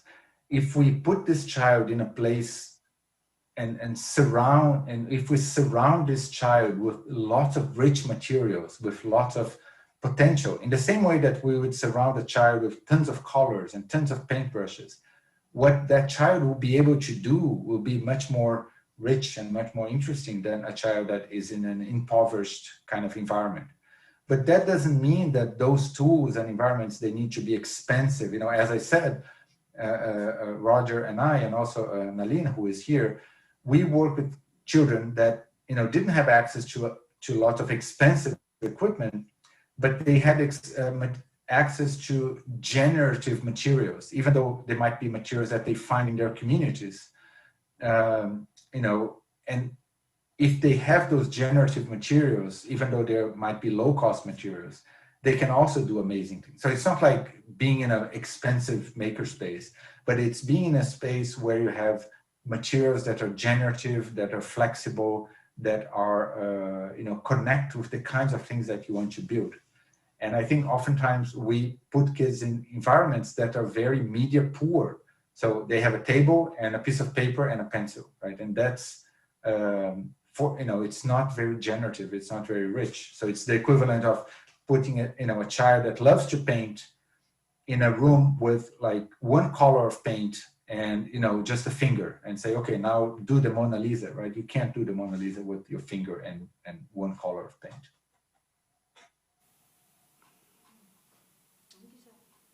Thank you so much. My second question was more a philosophical question. I don't know if you'll have the time for it, maybe another time, but you talked about, like, beautifully you mentioned the DNA of education.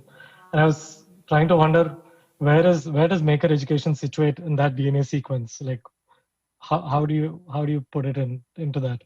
And how do you see it play out? Yeah, well, I'll let Arnon talk a little bit about that if he wants, but I think just in very quick words, you know, the DNA of a society starts in school, right? If we teach people in a way that's, you know, that they learn how to accept mistakes, to embrace mistakes, that they learn to work in groups, to be nice to each other, to be, you know, maybe less competitive and more cooperative. If they learn how to respect nature, how to live in harmony with nature, with one another, and all of that. I mean, those things will kind of blossom. You know, those people will blossom into individuals that will care about those things. But of course, if you teach people to be competitive, to be exploitative of nature, to be exploitative of each other, to be stressed, to be workaholics, and all of that, I mean, of course, that's the kind of society you get, right? So I think, of course, oftentimes it's you know, what we have in the larger society gets reproduced in schools, but I think, you know, we should think about schools being the DNA of the future society. So, you know, I mean, I often think, do we really need to stress kids so much about learning a ton of things that are, half of them are not useful, it's just like there because it's been there for 20 years? Or should we, you know, have schools that are a place for inquiry, for enlightenment, for cooperation and all of that? And so, of course, we lose some time of direct instruction. So maybe they would know less of, you know, the content of the disciplines, but what they will know extra, all these other skills, I think will compensate, especially because then they can use those skills to learn all the stuff that we couldn't directly teach in school.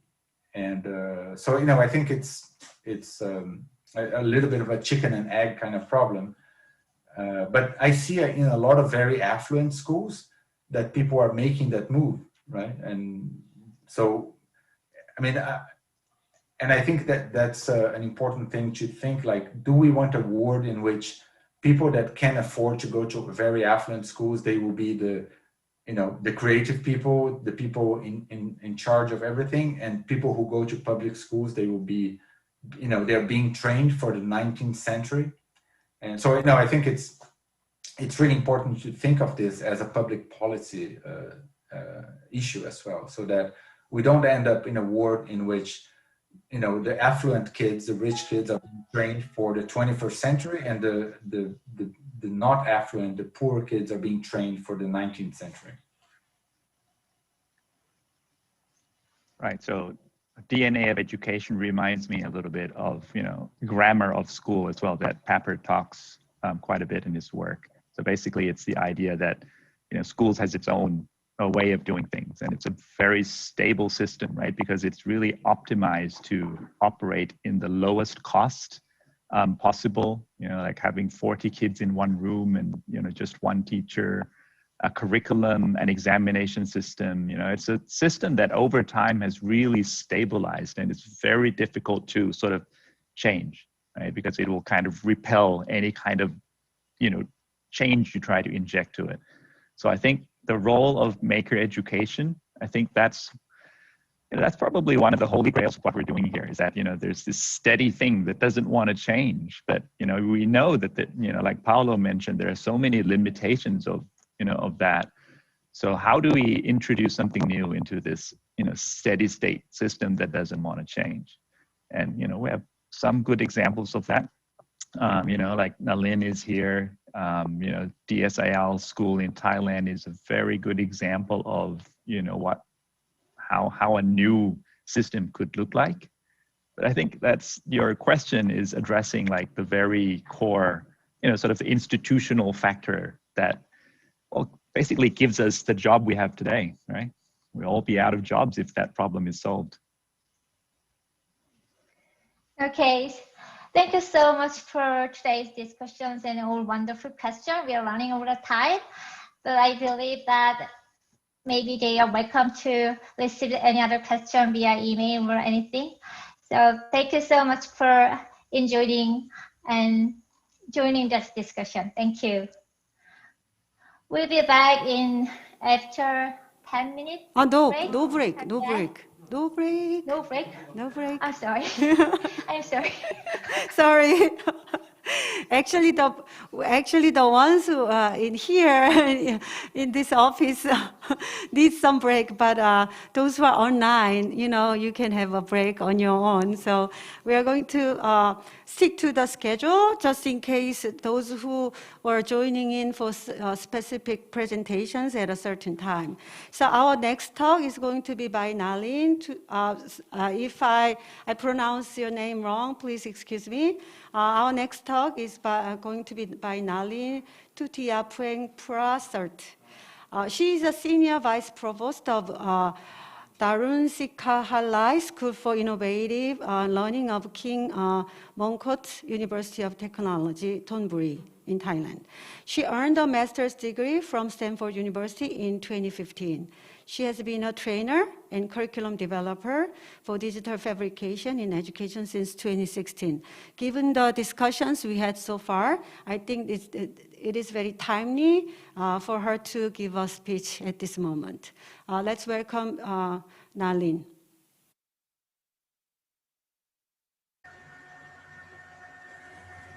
Sawadee ka. Good morning. Greeting from Thailand. Annyeong. My name is Nalin Tutiapueng Prasert, Senior Vice Provost of Darun Sikhahalai School for Innovative Learning in Bangkok. Thank you so much for having me as a part of this forum today. I was the co-founding member of Darun Sikhahalai FabLearn Lab in Thailand since 2013. I directed and developed FabLearn experiences, curriculum, and professional development program for teachers in Thailand. Today, I would like to share my experiences and reflection on trajectory of digital fabrication in schools in Thailand, strategy, growth, and challenges. I would like to start with a student's quote here. He's a student of the Runsikalai School. Bringing FabLearn Lab to schools in Thailand is a great gift for Thai children. That's a part of his personal letter to our school's director. I got permission from him and his family to share that FabLearn experience to him, provide opportunity for children with learning difficulties, as well as ones who are already good and into science and technology. Grit is a boy with several learning difficulties, especially in using language.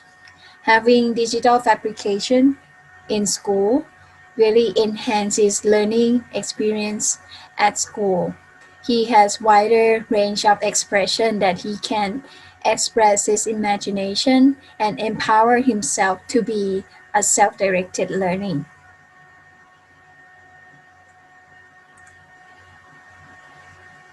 To start a maker education and Fab Lab experience, it looks very interesting and get a lot of attention with all range of high-end digital tools.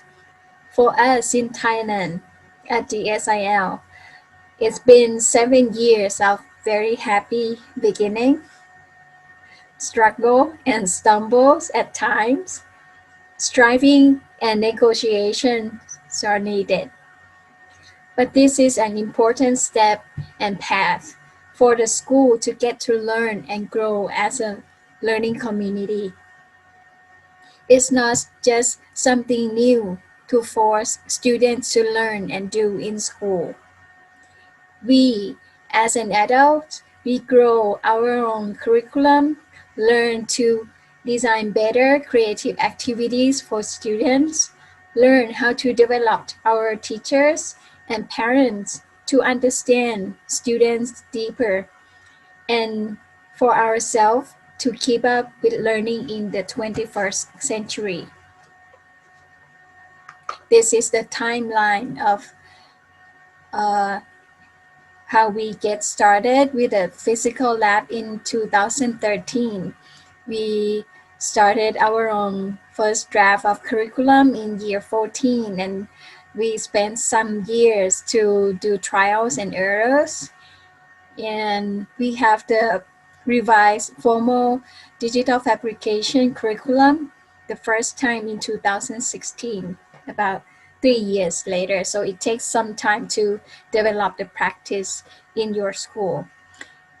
And in year 2017, we try to strengthen the pedagogy part and interaction in the Fab Lab classroom part. And in year 2018, we contribute our experience to do teacher training program for teachers in our own school and also for teachers from other schools who would like to train themselves to be Fab Lab facilitators. In year 2019, the Thai government started a program to spread 150 Fab Labs throughout the country. And the SIL FabLearn Lab play a role of being inspiration and mentor to this program to 16 schools out of these 150 schools. In year 2020, we hosted the FabLearn Asia in 2020.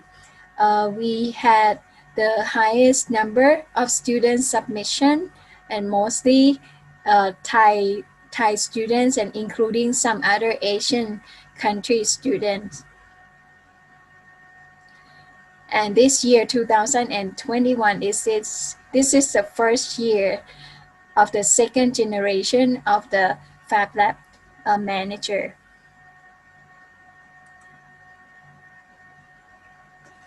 This is the wide range of products. The examples of products that students could make out of this digital fabrication in school. Comparing these products to traditional media that use a lot of words and language as a medium to communicate to the world. These products contain a lot of depth in their learning experience, integration of knowledge, multidisciplinary, and a lot of problem-solving situation, and etc. Learning becomes more interesting and challenging activities that is a rich resource for a dynamic and freedom to express for children. This digital fabrication is applicable for both science and technology, the engineering part, or for the students who might be interested in art, humanity, and design. The wide range of activities from lower tech handicraft, art and craft, to the higher tech of digital fabrication. This is some example of the low-tech fabrication using arts and craft, hand skills experience, and some activities are started to include with some electronic circuit, microcontrolling, so the kids get to learn how to code and how to control their invention and to create some movement in their invention, some movement or some light to communicate and to activate in the real world. And students express wide range of their imagination from toys or to something that is useful to help solving problems, or the bigger project for the higher level of makers, like high school students here. He made an electric car, and that's almost like 2 years time frame project. And for the art part, students get to use the digital design, computer graphic design to start their own first architectural projects, learn to be architects since they were young. Some of them using 3D printers as a part of material, like as a part of their production.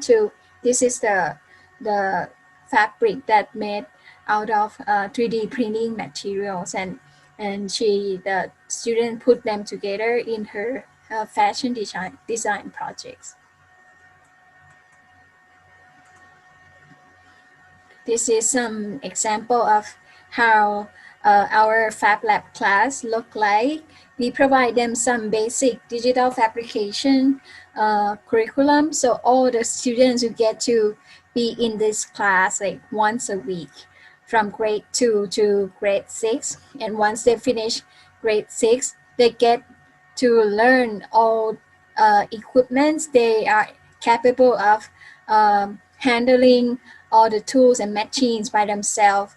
And after grade 6, they are able to integrate different kind of making experience into their projects. This is a electric Mother's Day card. This is the first time this is a 3rd grader to learn how to make the electric circuit for the first time. And there are some like hands-on tool like woodwork room.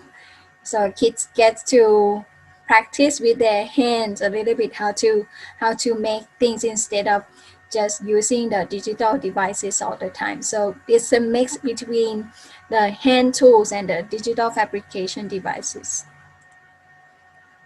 This is to show some work of the use of computer graphic and laser cutting in students' projects. Look at the level of measurement, the precision of measurement.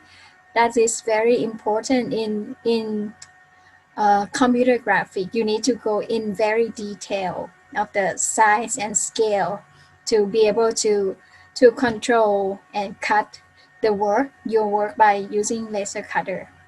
So students get to learn how to use computer graphic design software. This is some robotics for, this is fourth graders.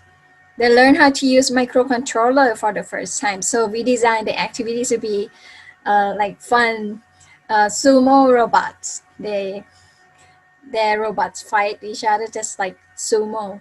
You can stay in the red zone longer than 10 seconds or you die. So they get to learn how to code, and when it doesn't work very well, they learn how to fix the programming part or the mechanics part.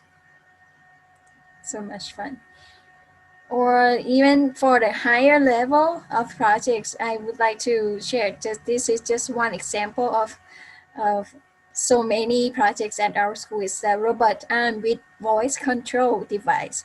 So you speak to the orange box over there, order type of tea, like you say Earl Grey, and then the robot arm moves to Earl Grey and bring back to the cup and make the tea for you. So that's a project for this student. At that time, he was in grade 9. He's a grade 9 student back at that time.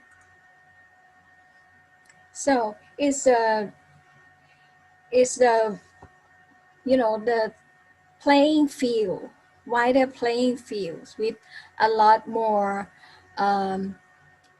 variety of media you put in the hands of the students to express their imagination to the world, to actually communicate what they want, to communicate their interest to the world, and especially to the teachers. The clearer they can express themselves, the better they can communicate to teachers. That's the better we can help them. The better we can, the more precise we can support them. So that's the power of digital fabrication when you allow the students to use it to express their idea. But to be able to achieve this level of making as the exploration and as a main learning process of our school, there are a lot of work behind the scenes. Like we started off with being constructionist school since 2001. So we had 13 years of having low cost maker education in place. So the student gets, we learn the process of how to design, how to make things, and how to connect their invention to the regular curriculum, and how to observe and help them, some sort of that. But since 2013, when we have the digital fabrication, what happened was like I saw the acceleration of the students' projects, and the speed of making projects is much faster. For example, like some projects that the student might give up because it takes them like hours, like 1 to 2 hours to just like cut the wood. But with the digital fabrication, they can cut the wood in a very, very precise and very neat, and that gives them like a more time, and this is like empower them to express themselves in details. And these digital fabrications like support them to express themselves faster without giving up in the middle of the long time frame. So what we did after we had the first digital fabrication in school, these are 4 approaches that we started off. Besides having physical lab and all those digital devices in places, we designed the curriculum to have the FabLab class integrated into our school's curriculum. So there is once a week for all the students from grade 2 to grade 6 to do the basic digital fabrication. And there are times for students to do projects. For example, like high school students, they have 2 full days of the whole week of 5 days to pursue their interest of that project. They have like full day to plan, to struggle, to tinker, to solve problems, to work with their advisor, work with their mentors and peers. So it's the longer time frame for them to actually go in depth of their project. And all the students at our school, they will make project as the main learning activity. And third approach is like, this is the facility for all.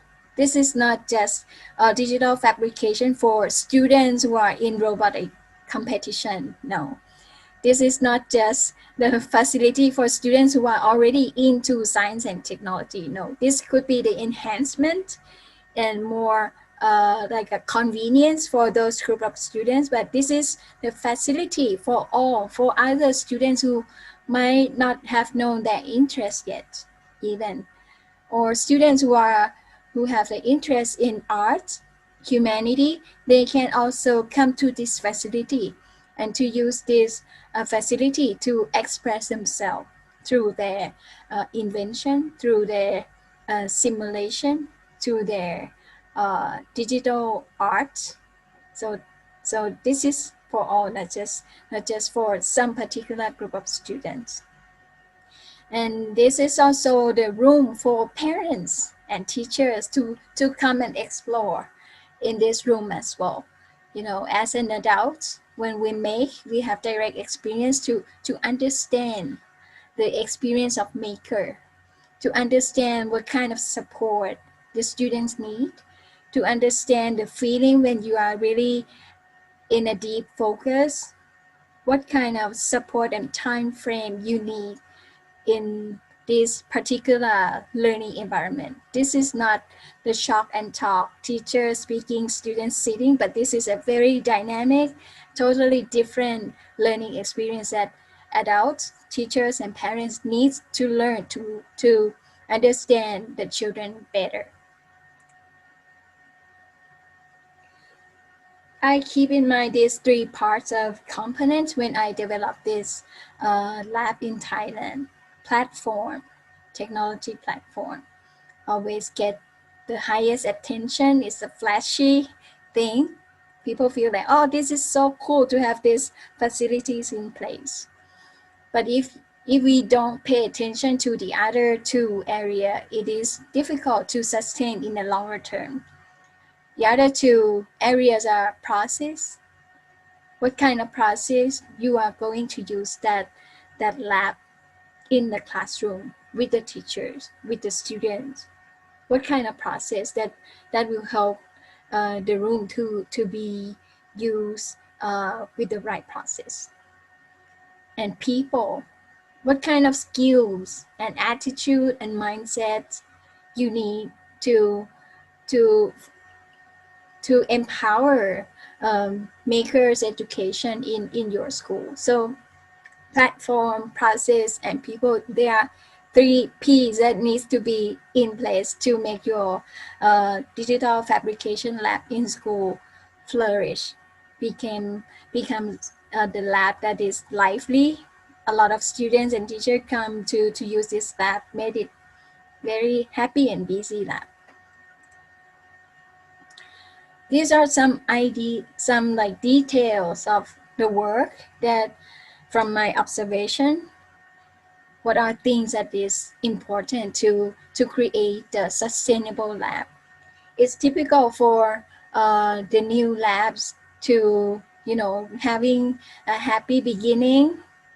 The first 3 to 6 months are the honeymoon phase, and after that, people will find that, oh, that's too big a burden to handle, to be responsible for. To see that the lab later in a year or after 1 year, they get locked up, nobody use that room, is typical. How to past that phase. These are the list that we have been working through in Thailand. Safety needs to be like the first priority of running this lab. If you can get like zero accident kind of environment, it's so hard to get support from parents and also the school's administrator. The lab needs to be user-friendly, how you place the furnitures and materials to make it approachable by all the students. So that creates the sense of autonomy in your lab.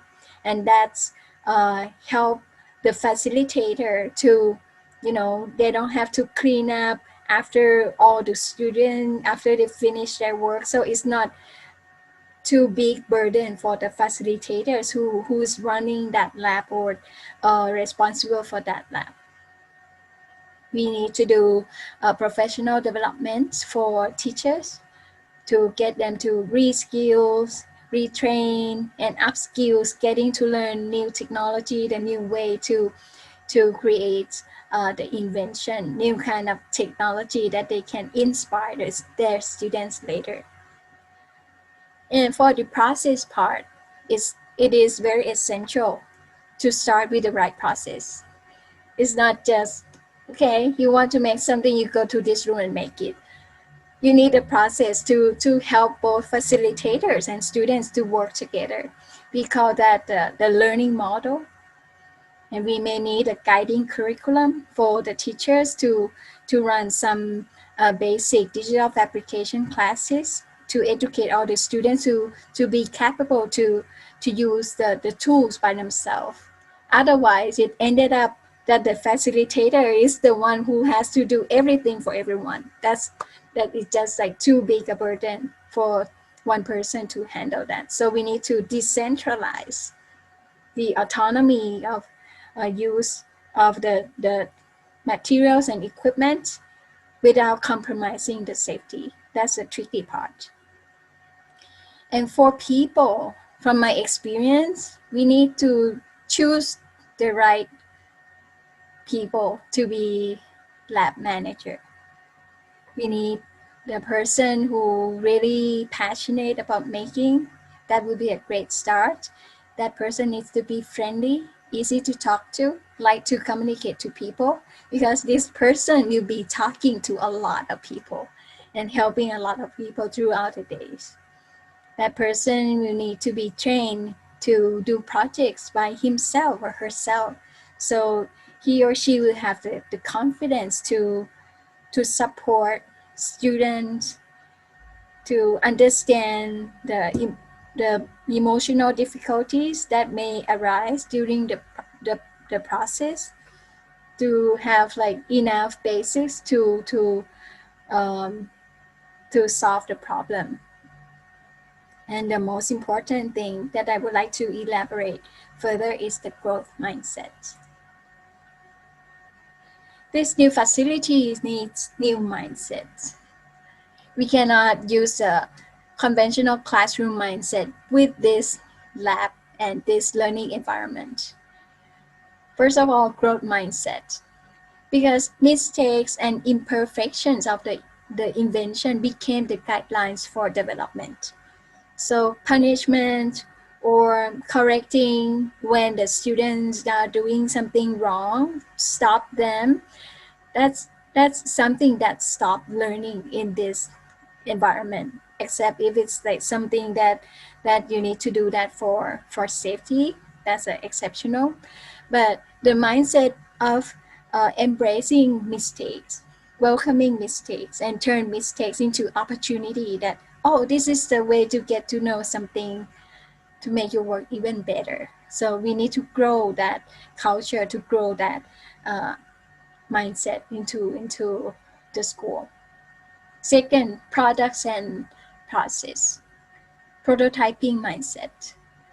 That's something I learned a great deal in schools in Thailand. Teachers had imagined that when the students making project, they plan and they start making, and that product needs to be perfect right away. So that's the misunderstanding of creating projects.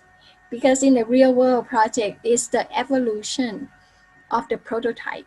You started off with something rough, something far from perfect, and then you learn gradually over time to make it better and better in each version. So prototyping mindset, it needs to be something to educate teachers and also to the parents. And lastly, freedom of expression for all, not just for competition, as I mentioned earlier. So the interaction needs to be changed from trying to fix and correct students who are doing something wrong into expression of, oh, what I like about your projects. What are the ideas that I would like to provide? These ideas might make your projects even better. And the sharing up, expression that I believe that you can make it better next time, and you are doing great. So all this like empowerment and encouragement is very essential to work on this FabLab. And these are the list of the training that we may need according to my experience in Thailand. Besides a technical training, we need some like project management skills for teachers, how to design fun activities, that's essential as well. The role of facilitators, how to deal with structure and freedom. Sometimes we need more structure, sometimes we need to provide more freedom to allow some creativity. So that's something to learn about that. And I train teachers here to do writing so they can research and get feedback from students to improve their class continuously. And writing helps them to crystallize their own practice and be able to share out with the community of practice. And from my experience, I feel like community of practice is very, very important to get the teachers to be in the community. That means that they feel safe to struggle together, to learn something new together, and they know that they can always reach out for help and learn from the other peer teachers. So upskills, providing them more experiences to make by themselves, create them to be passionate about making. That you got to make them to love making. If they can love making, they can inspire students to love their making experience. That's the only way, and provide them sufficient support. These are some challenges that I learned in the past several years. Since this lab will not increase students' grade, it's not the direct factor. So it's a challenge that sometimes you will not get the time and resources. Your class, FabLab class, might be something interesting in the first year, and later might get less resources and time. That could happen as well. We need to actually focus on the purpose of this lab. That this is a playing field, the playing field for the creativity, for the students to express themselves, to explore who they are, to sharpen their ideas, and if we actually need that, we need this space. If we can figure that out, the time and resources would not be a problem. And students learn much faster than us.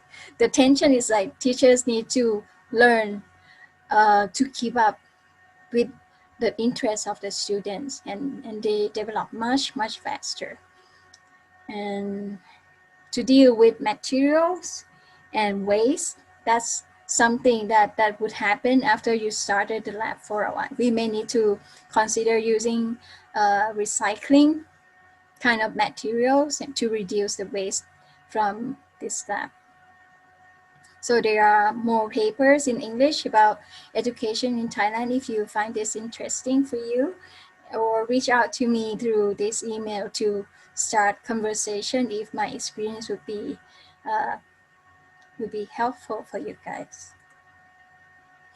Last but not least, I would like to leave you guys with this slide to show that this digital fabrication lab can be playing field and make it be something like something fun, something to explore, something to be creative together in the school. Not just something that you force the student to do. You made them do to finish assignments. So that's the wrong approach, how we take in this maker education.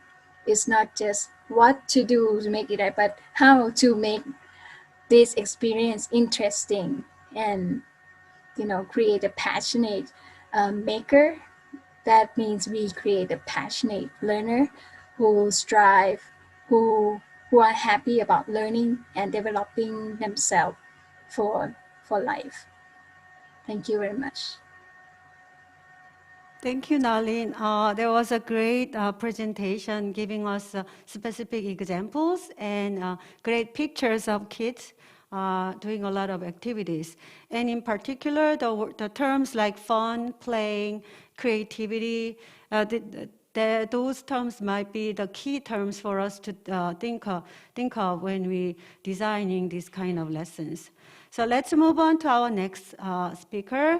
Our next speech will be presented by Akshay Narajan. He's joining us from India.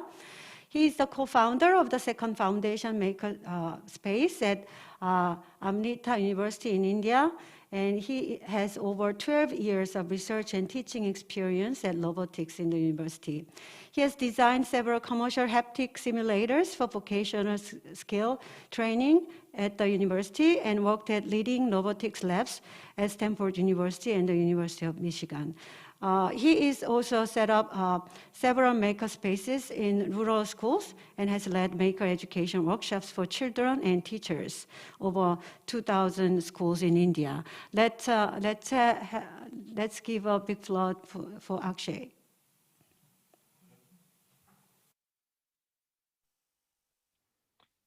Hello, everyone. It's a real pleasure to be speaking at FabLearn Korea with all of you today. My name is Akshay Nagarajan, and I am affiliated with the Cognitive Science Department at University of California, San Diego. And I'm also a maker educator at Amachi Labs at Amrita University in India. So today I'll be talking to you about the insights that we have had from the maker education initiatives that Amachi Labs conducts in India. Amachi Labs is a computer-human interaction research lab at Amrita University, where the lab focuses on everything that has to do with skill development, ranging from women empowerment projects, trying to train women on different skills, to working with children in schools and in rural communities, empowering them by giving them 21st century skills. The flagship project of Amachi Labs that focuses on 21st century skills in rural communities, in rural schools, and in semi-urban schools is called the Second Foundation. The Second Foundation is a series of workshops that deals with several different aspects of skills that children need to learn and gain in order to succeed in this changing world of work that we see around us today. So we teach workshops such as computational thinking, life skills, maker education, maker skills, vulnerability mapping, and robotics. Vulnerability mapping is a very interesting project where we talk about the vulnerabilities that exist in a community, and we teach children how to map those vulnerabilities and to find solutions around them. And they use the skills that they gain in the maker workshop, the computational thinking workshop, and the robotics workshop to find solutions to these problems that they find in their communities. These programs have spanned across 10 states of India and have benefited a large number of schools and children since 2016. So the first question that we were asking ourselves back in 2016 when we were designing these maker curriculum and these maker workshops was, how do you form an ecosystem for the nation? How do you form an ecosystem of maker-centric education? And the answer for that lies in parts. For one thing, we need the space, and the space is very important. And for that reason, we started designing school maker spaces. The second most important aspect is having the culture of making. And to that effect, we started designing curriculum, and we decided to design activities and workshops that would fit into different clubs in these schools, that would lead to some birth of different clubs in these schools and in these communities. So these clubs started becoming sort of like the activity basis for maker movement in those schools. We dwelled on several different themes for the workshops that we have designed. We have taken the theme of culture and tried to introduce making into culture. We've looked at teaching user-centric design and product design and design principles and combining that with maker skills. With design, we started taking up the topic of sustainability. And how do you bring sustainability and looking at the United Nations Sustainable Development Goals? And how do you combine that with making? We've looked at cutting edge technologies such as AI and data sciences to be introduced to schools. And how do you combine that with maker-centric activities? And most importantly, we've also looked at different life skills that are very essential for children to learn. And how do you combine that again with making? So you kind of get the drift here.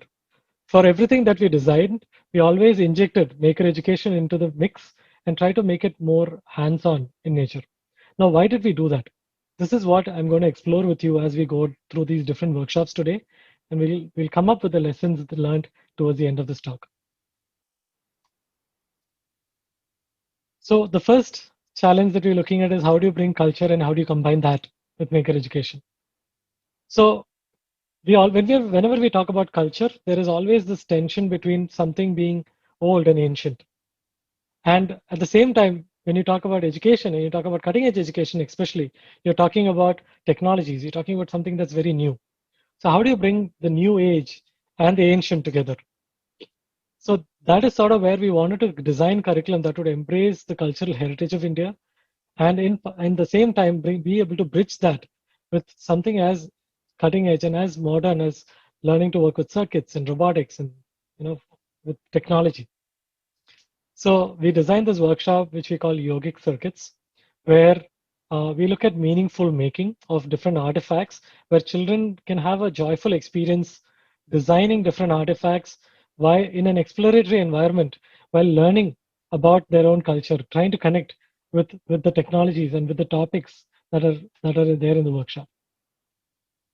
So the topic that we decided when we talk about yogic circuits, we are talking about the circuits that are there around you, the electronic circuits of the world, the electrical circuits of the world, and also taking a peek inside and looking at the circuits that are within your body, the nervous system, and how these two connect, and what are the parallels that can be drawn between these two systems. So we started by working with middle school children in 5th and 6th standard. And in these grades, we were introducing very simple activities because they have had no prior experience to circuits. So we were introducing them with paper and soft circuits. And with these, children would learn how to build their very first circuit on a piece of paper using copper tape or using conductive thread.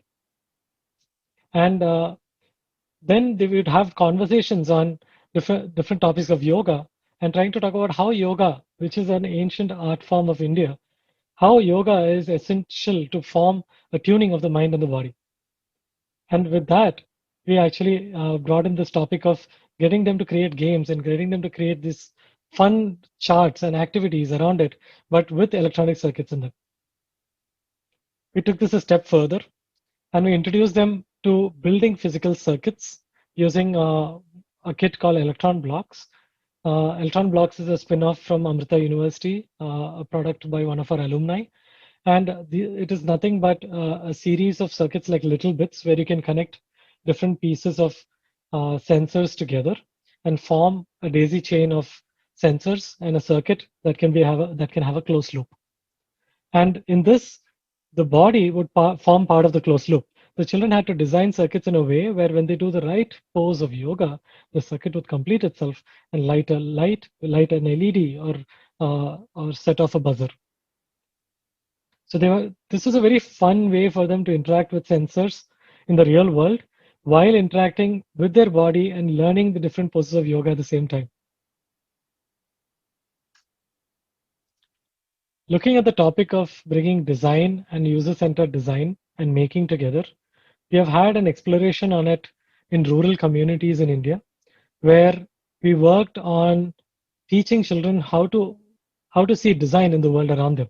How do you observe that there is design in the environment around you, and being able to identify the design affordances that these objects around in the world describe to you. Having had that conversation, then we take them on to working with designing their own artifacts and creating and tinkering with everyday materials to create these artifacts. So designing is a slightly complicated challenge, especially when you look at rural communities and you're working with young audiences, because most of these children had no experience having worked with a computer before. So one of the approaches that typically is taken when you talk about teaching design or when you're teaching a CAD software is you would start by teaching primitives like creating squares or creating circles, and then pulling it or extruding the square to create a cube, or creating shapes primitives and taking them to parts, as it is called. And from parts, you would teach children how to go into assemblies, how to combine these parts and make objects out of them. Now, this way of teaching was was not intuitive for the children, and very soon we saw that they were losing interest. So we had to take a kind of a reverse approach in teaching this in the classroom. And how we do it is we teach them first to assemble these parts to create objects. That can be very exciting for them because they learn how to create objects in the 3D world, and lo and behold, they have a new object in front of them. But then there was always the challenges also teaching them, how do you go back to teaching them the primitives? How do you teach them to create a new part? And in this case, for an example, what we would do is we would take a bicycle and we'll delete the wheels. So now the children are putting these assemblies together, putting these different parts of the bicycle together, and they're done, but they don't have the wheels. So they'll come to us and say, sir, we've done, but we don't see the wheels. So then we would ask them, oh, okay, your bicycle won't work without a wheel now, would it? So do you now want to learn how to make a wheel? And that's how we would have that conversation through problem solving, creating a problem-based approach, problem-based learning approach, where we would have them now go back to wanting to create a wheel and hence wanting to learn how to make a circle, extrude it as a cylinder and go on to make their wheels. In the same context of design, there is always a conversation of sustainability. So one of the aspects that we've looked at when we work with the communities that we work with at the lower end of the segment, especially the rural communities in India, is that how do you make this whole activity sustainable? How do you use materials which are accessible to them and can be repurposed? So we take the idea of upcycling waste materials. We take PVC pipes and joints and all the discarded materials that they find in their community, and we help them to build artifacts using those. Now, this is a very exciting way of looking at maker education, because when you start looking for waste materials, you automatically are introducing the concept of constraints, right? You cannot just take anything in the world and start building stuff with it, but you have to work with the materials that you have available to you to design solutions. This sort of is a way of sparking some form of innovation within these activities. We have had workshops where children in schools have gone out and conducted interviews of different audiences, like their sports in charge or a janitor, and come up with some very interesting artifacts using PVC pipes and joints, like a sports stand for the school sports room, or a laptop stand for the teachers, or a beautiful cradle shelf for the kindergarten, or a broom stand for the janitors. Now, one very interesting thing that is there in this approach that we take is when we decided to introduce something like PVC pipes and joints, we were teaching these children without their own knowledge that they were actually learning all the basic tenets of vocational training of plumbing. Now, when you look at plumbing, especially in a country like India, plumbing is considered a low caste job. There is a certain social stigma attached with plumbing. So if you go into a classroom and say, hey, let me teach you plumbing, it's not something that's very fancy. It's not something that children want to learn readily, but it is a very important skill. But then through these interesting creation of artifacts where they used plumbing materials, they learned all the concepts of plumbing without having to go through that stigma that is associated with it. Another approach that we take is using waste materials.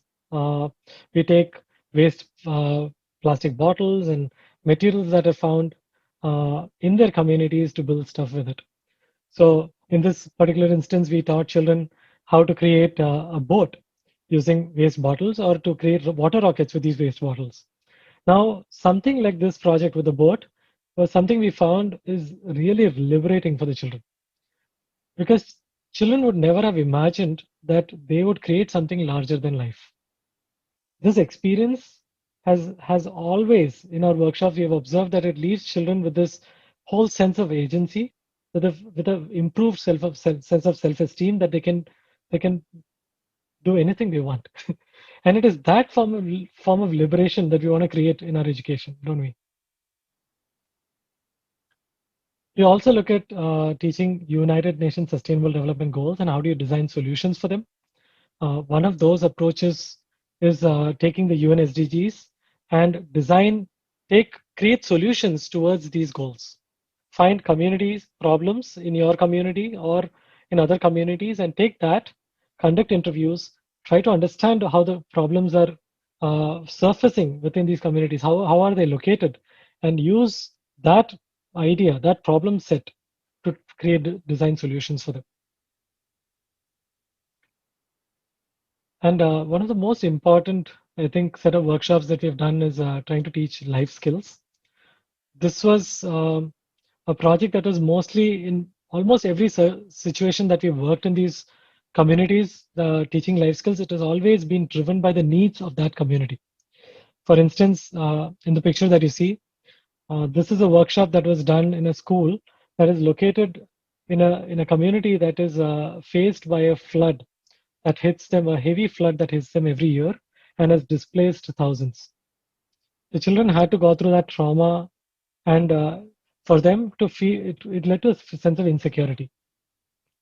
The workshops such as these, where we teach them how to create, ready solutions for using everyday materials that can create a sense of agency, kind of help them not feel helpless in that situation and feel that they have the capacity or the agency to do something in that situation. That is what we try to teach through these workshops, where children learn to create emergency stretchers or create rope bridges or create some very interesting catapult contraption to take objects from point A to point B, creating different types of, apparatus for, different artifacts for children to be able to, tackle different types of problems that they may see in that situation.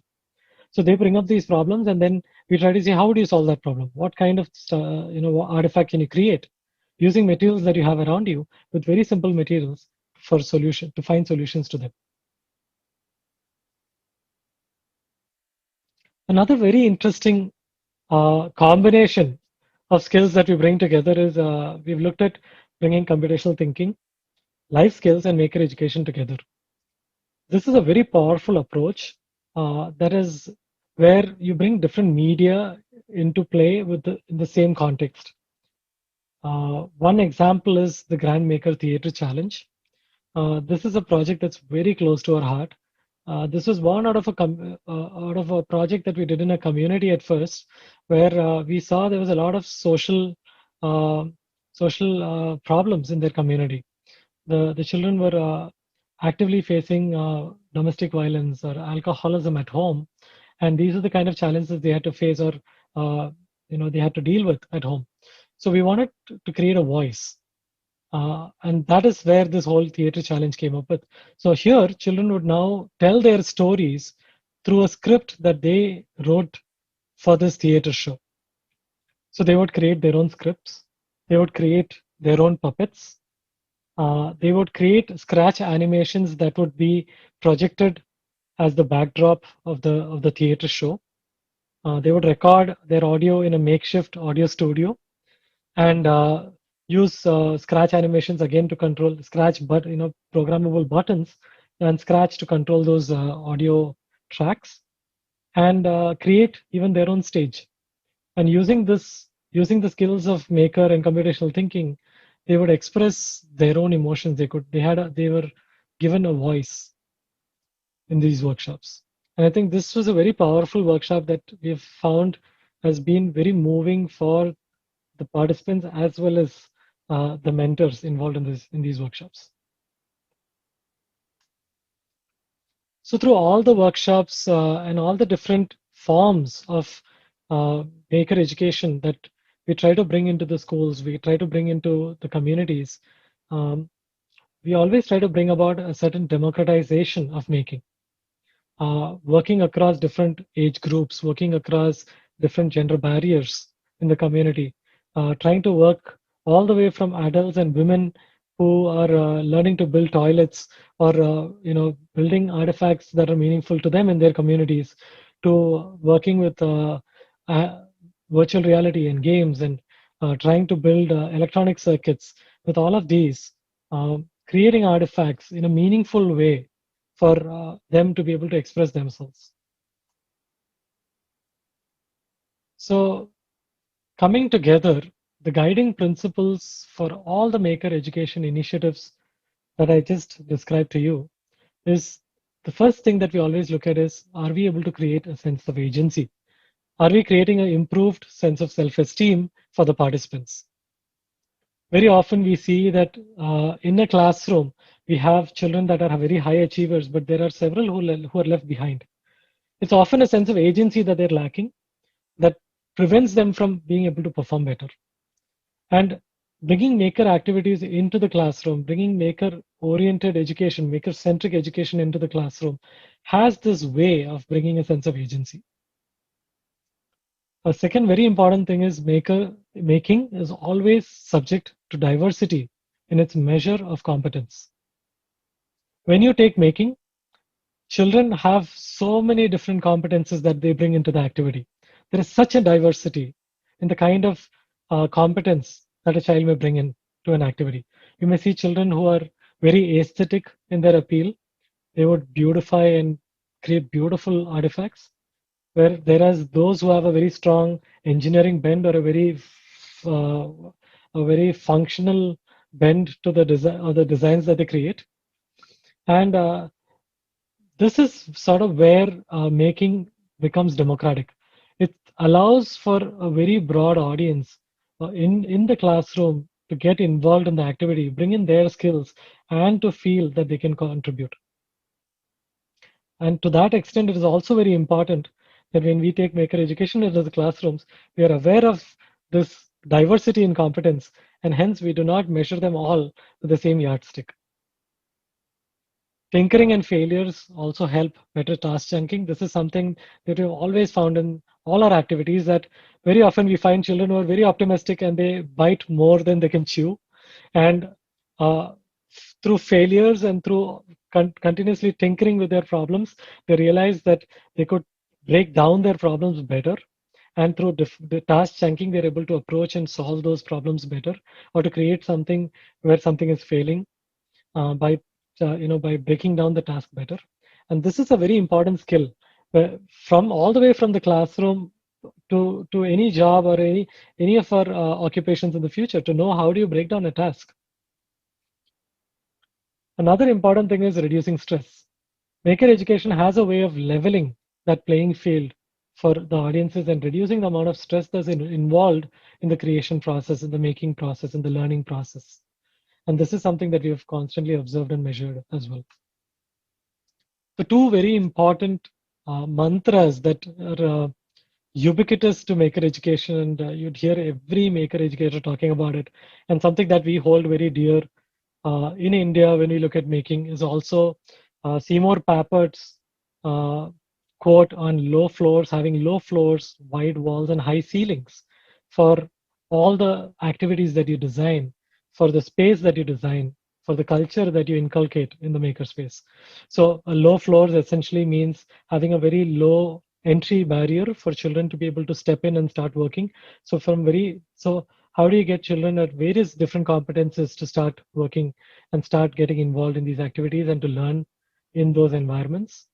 Having wide walls, allowing for various diverse skill sets to come into play, and having high ceilings where children have a very high level of how they can, where they can reach with these maker skills and how high they can aim to create the kind with the kind of artifacts that they want to create. And a very important thing that we constantly keep chanting to ourselves and to the children in the classroom is to fail fast and to fail forward. And by this, we mean that the faster you fail, the faster you figure out your problems and the faster you can fix them, because nobody got anything right in the first go. So let's not be so anxious about failure. Let's not worry about failure. It's better to fail fast and to learn from those mistakes so that we can fail forward, we can move forward and keep improving on our failures and succeed. So these are the two mantras I'd like to leave you with. Now, in summation, I would like to ask you this question. How would you want to shape the future of maker education for your community? Let us have this dialogue together. And I'm very happy to contribute in any way that I can to this conversation with you all. Thank you so much for your attention. Thank you, Akshay, giving us a good example from India. And especially I like the part where you were saying the low floors, wide walls, and high ceilings. During this pandemic, there has been a lot of concerns in Korea and probably in worldwide for the equity issues. Some kids don't have technological tools at home, and so thus, when we closed the schools, we had a lot of problems with those kids who are who have less resources. And I think we have some tools to be able to solve those problems here. And also, I like the idea of diversity, and students bring a lot of diversity to the classroom, and then we can make use of it through the maker education. Let's move on to our next speaker, Professor Seongju Kang. He has been a member of KNUE since 1995. So since our university is mainly for education, even though his research area is chemistry and pure chemistry, his research has been widened since he joining this university, and his recent research interests include integration of AI with science education. And I'm sure he's going to give us an example of Korean makerspace education. Let's move on to our next speaker. Hello, my name is Seongju Kang, professor at Department of Chemistry Education, Korea National University of Education, which is the host university of today's forum. And now I'm serving as Vice President of the Korea National University of Education. Today's topic is applying science knowledge to code and construct make experiment. Let me start with a brief overview of maker and maker movement.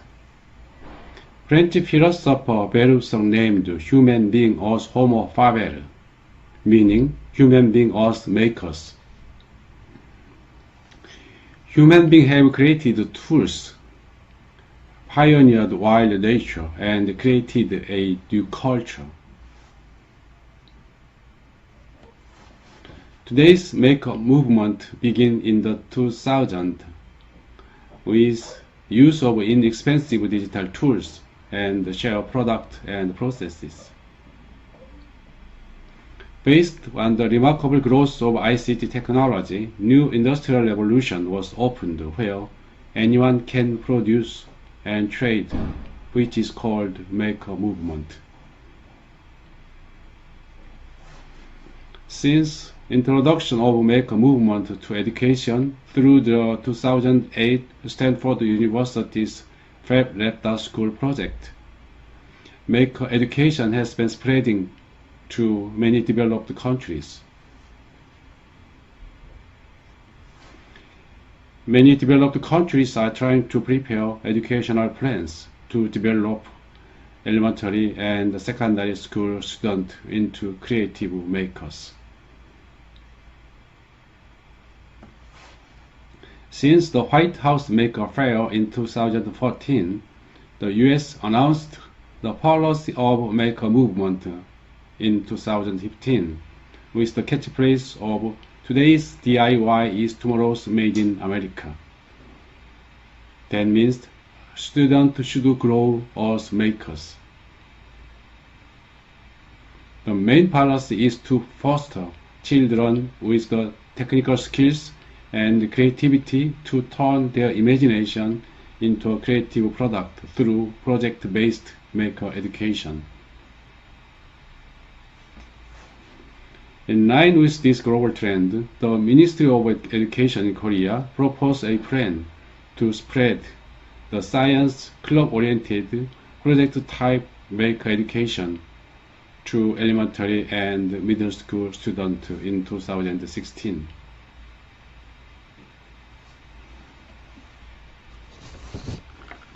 In these days, it is required 17 hours coding class for elementary school students and 34 hours coding class for middle school students in Korea.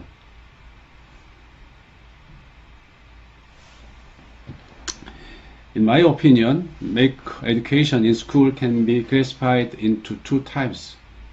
One is develop students into makers, and the other one is learning by making. In this presentation, I will focus on the learning by making topic. While organizations have made significant passes in bringing the maker movement to after-school program at clubs, camps, and museums, a more powerful application of maker movement for learning by making may lie in the integration into formal K-12 education, especially in a normal classroom setting.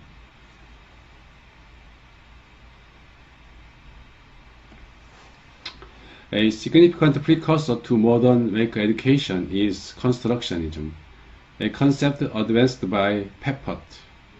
Peppert argued that knowledge is constructed very effectively when young learners are creating and building objects they can share with others. For example, about circuitry, in a traditional classroom setting, students learn about the circuitry and electricity. However, in a maker education, students use circuitry and electricity to create objects they want to make.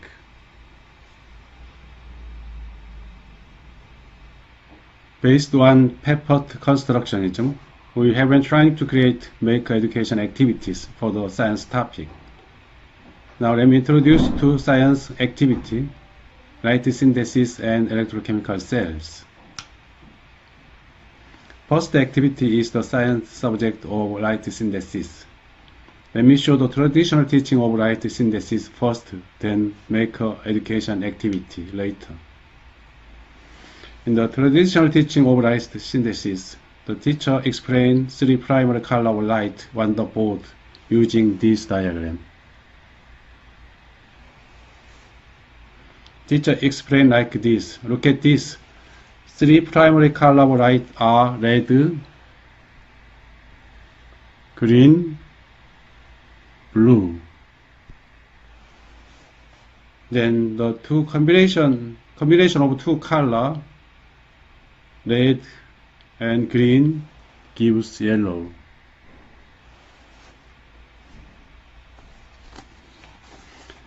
Students just sit on the chair and listen what teacher says.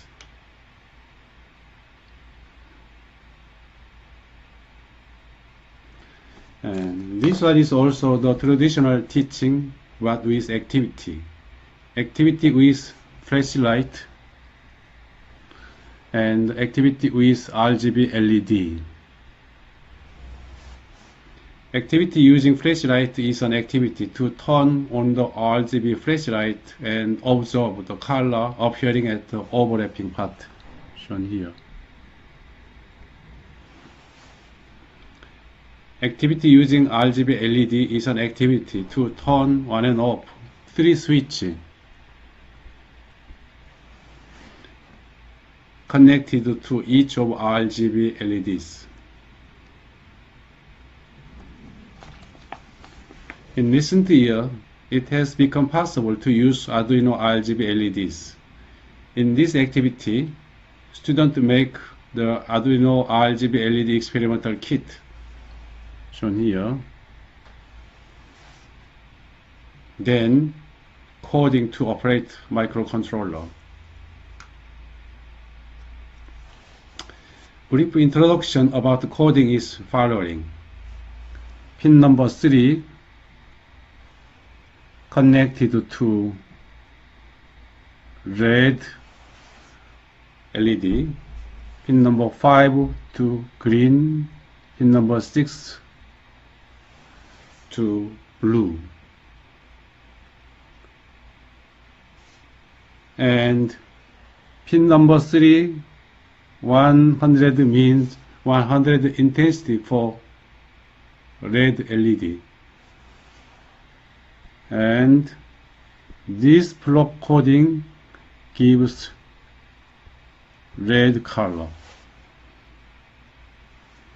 and this block coding gives green color.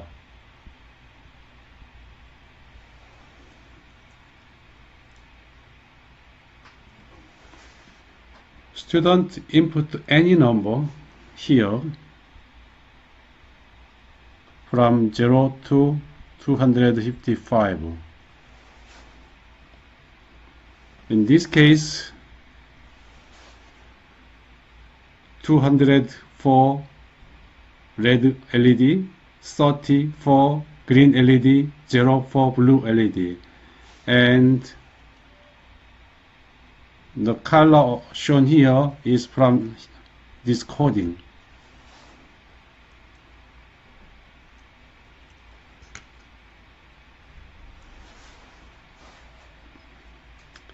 This activity is that the teacher show any specific color of materials to student and say, show me the same color through coding as soon as possible. To show same color, student analyze the color and then try coding to make same color by combination of 3 primary colors.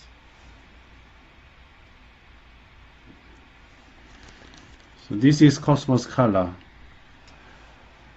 Students try to change this value for RGB LEDs.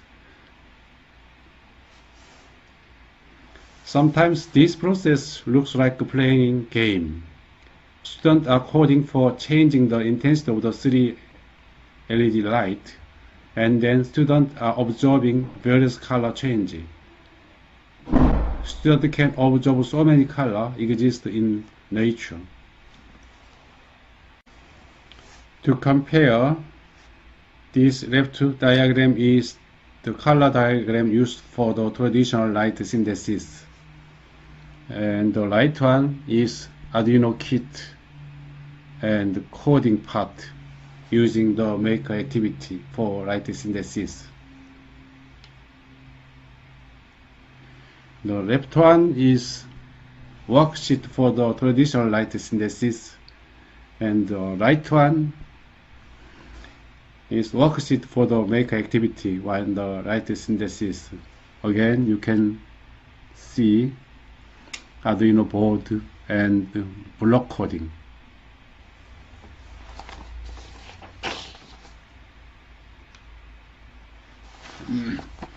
Through making activities, students can observe the color of various light directly by changing the input value of the coding. When the input value changes, the intensity changes and the color of light changes. Students are thinking and then coding. Students are observing the result of the coding and then rethinking followed by recoding again. Through this kind of making activity, students are making, thinking, and playing all together. Students absorb knowledge, not just listen knowledge, which is very important point of learning by making.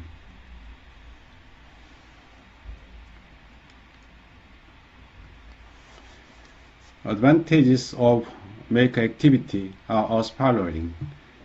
Students are making experimental kit and coding for the understanding the principles. Coding provides more room for trying, and the learning cycle happens quickly. Students can try so many times in a given period. In addition, the representation of result is not abstract but intuitive. So, more attempt in less time, sooner and easier understanding. Skills needed more for maker education activity are software coding and hardware, Arduino and circuit.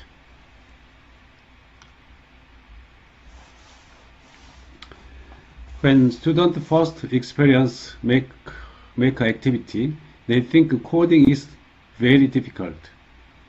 But what we realize is that students do not think coding is difficult after 3 or more experiences. Coding is not difficult. Coding is not an obstacle to students. Coding has become easier as technology develops.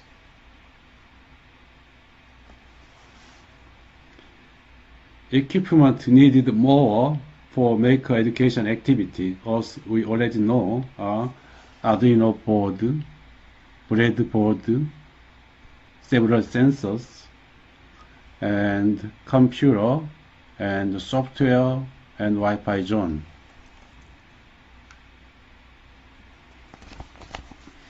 The ICT technology has enabled easy to use and low price for tools such as 3D printer, 3D scanner, laser cutter, and Tinkercad. The ICT technology has enabled to use open source hardware such as Arduino, Raspberry Pi, and open source software such as Scratch and Python. Equipment become cheap and skills are easy to learn as technology develops. Makerspace is where people can share not only tools but also share ideas. There are many tools and softwares such as 3D printer, 3D scanner, laser cutter, sewing machine, CNC router, hand tools, benches. These tools provide the customer to fabricate artifacts with a level of precision. In Makerspace, it is apparent that learning is fundamentally making.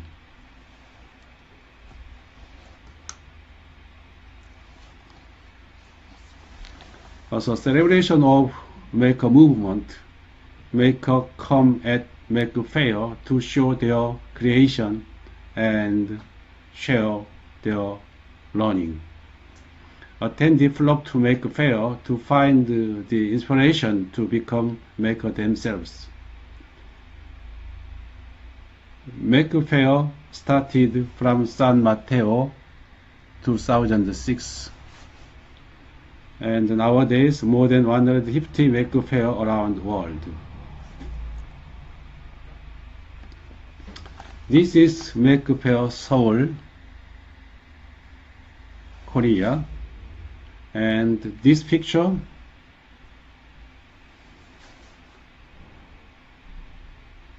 of the Maker booth opened by my laboratory.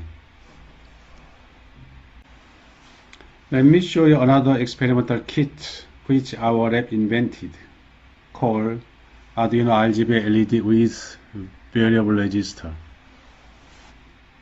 shown here. The reason we invented this kit is that the previous shown Arduino RGB experimental kit is needed a computer for coding. Going to computer lab or bring a notebook is quite a hassle. And this keeps students off trying this activity. In this kit, students can input RGB intensity using 3 variable register.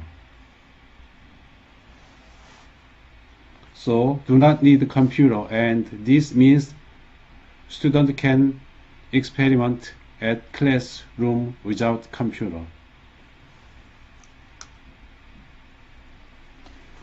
Let me show you another experimental kit called Arduino RGB LED with 4x4 keypad. Keypad is shown here. Students can input RGB intensity using keypad.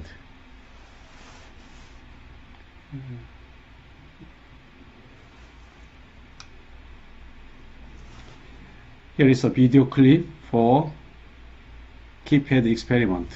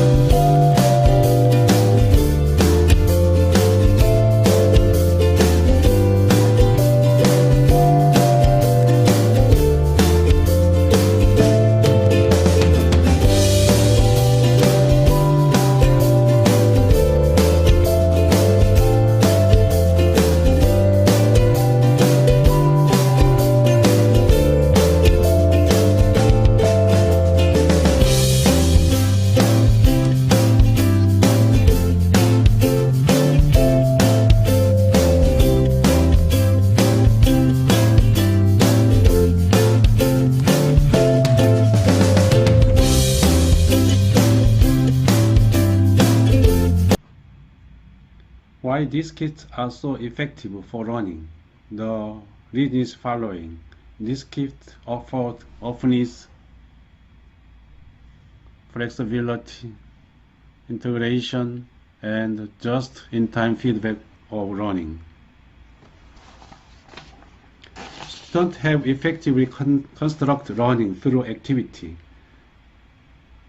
Students have interest and passion in running through maker education.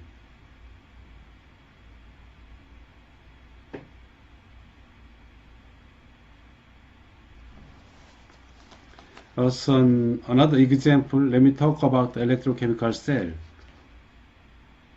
Electrochemical cell is not a familiar concept, so I will introduce this part briefly.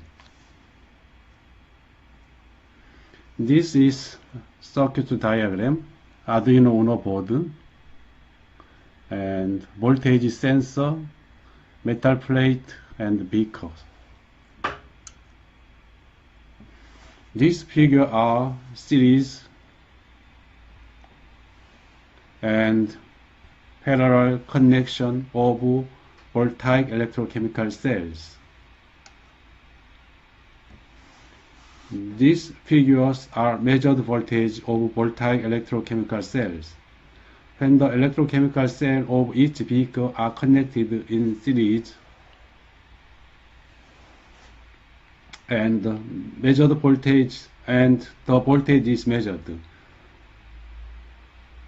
It is observed that voltage increase twice and 3 times respectively.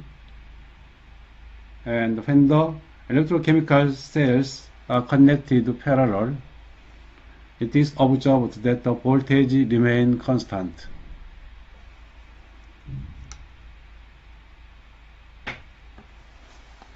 Let me introduce student activity of Arduino electrochemical cell.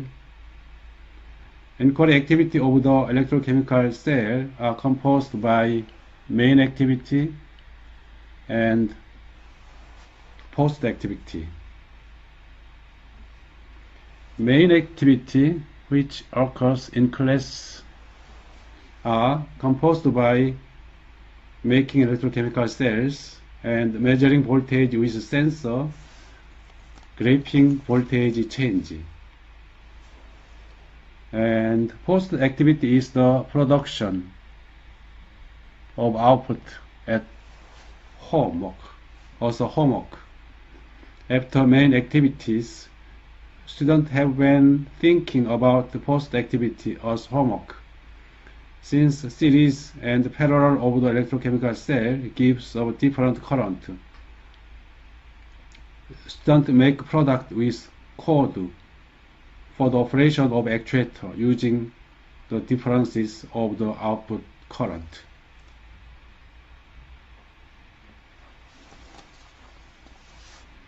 Let me show you some student production of the post activity. In this student post activity, student code voltage range so that the speed of the fan motor or rotation direction of the fan varies depending on the output voltage of the electrochemical cell. So this student group use fan motor, and rotation speed and speed direction is changed according to the coding.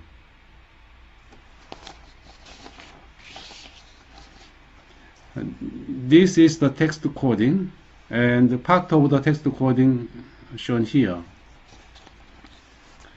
The meaning of this part is that if two voltaic cells are connected in series, the fan motor is rotated counterclockwise, and if the battery is not connected, the fan motor is not rotated. In addition, if two voltaic cells are parallel or only one cell is connected, the fan motor is coded to rotate clockwise.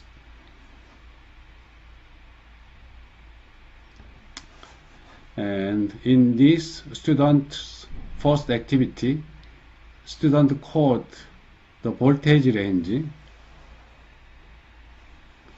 so that the pitch of the sound from the VisualBot is different according to the voltage of the range. Here is a piezo booster. And here is also text coding. The part of the text coding is here, and if V input is 0,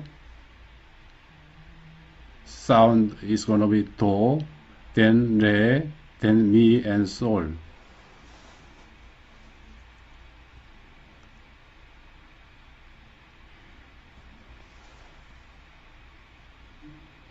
Let me skip this one.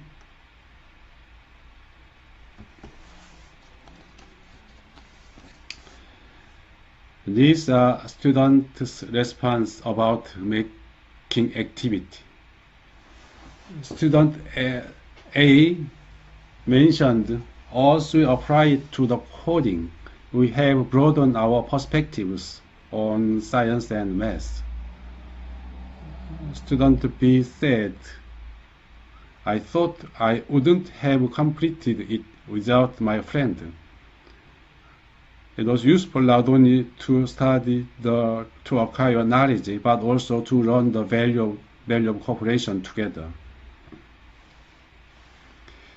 Student C mentioned, As it was a chemistry class, I was most impressed by experimenting with electrochemical cell with coding. And here are student D's comment and student E's comment.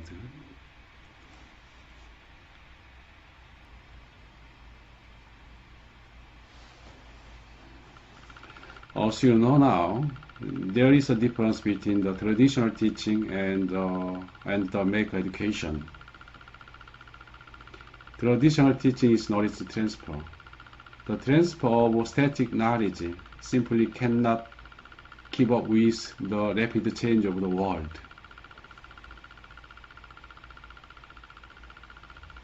We need to consider several dimensions of learning, such as knowing, making, and planning in the digital age.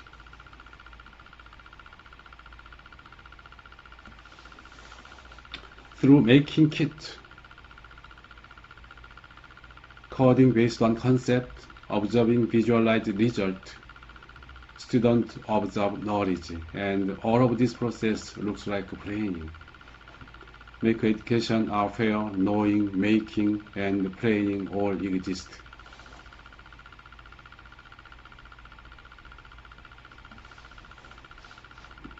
Again, traditional subject teaching weighted on knowing, leading to knowledge isolation.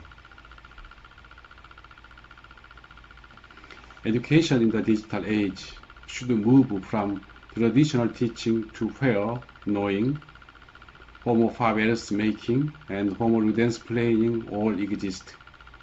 Make education is one of the effective complement for traditional subject education.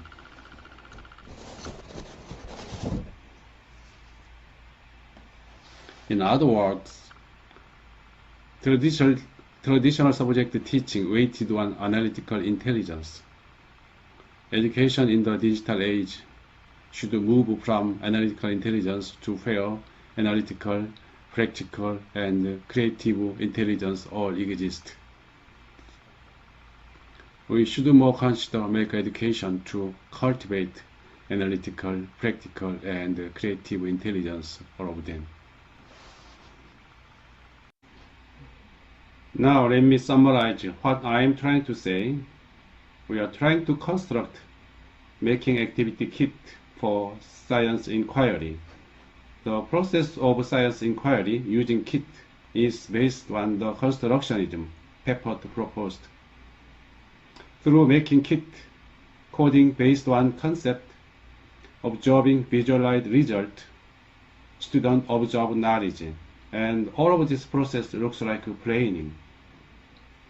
Make education are fair, knowing, making, and planning all exist.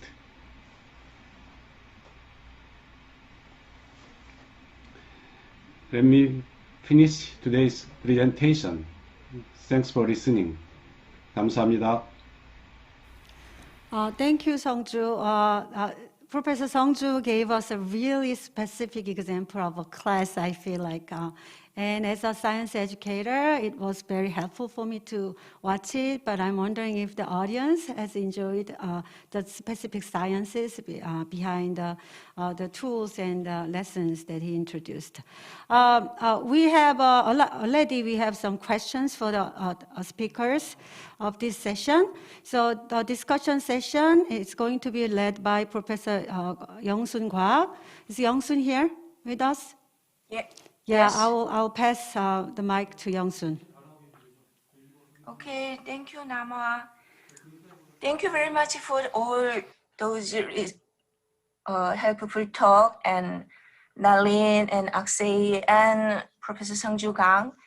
During the presentation, our former president of this university, his major is science, mathematics education, and I just want to remind of his question again.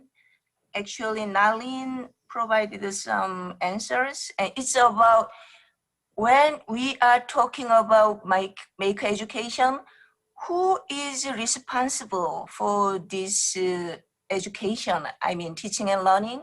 In Korea, we have like when we say STEM, science, technology, engineering, and mathematics, which area or which subject teachers are responsible for this make education?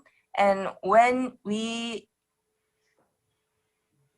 have some problem with the teacher's professionalism, I mean, how can you make it?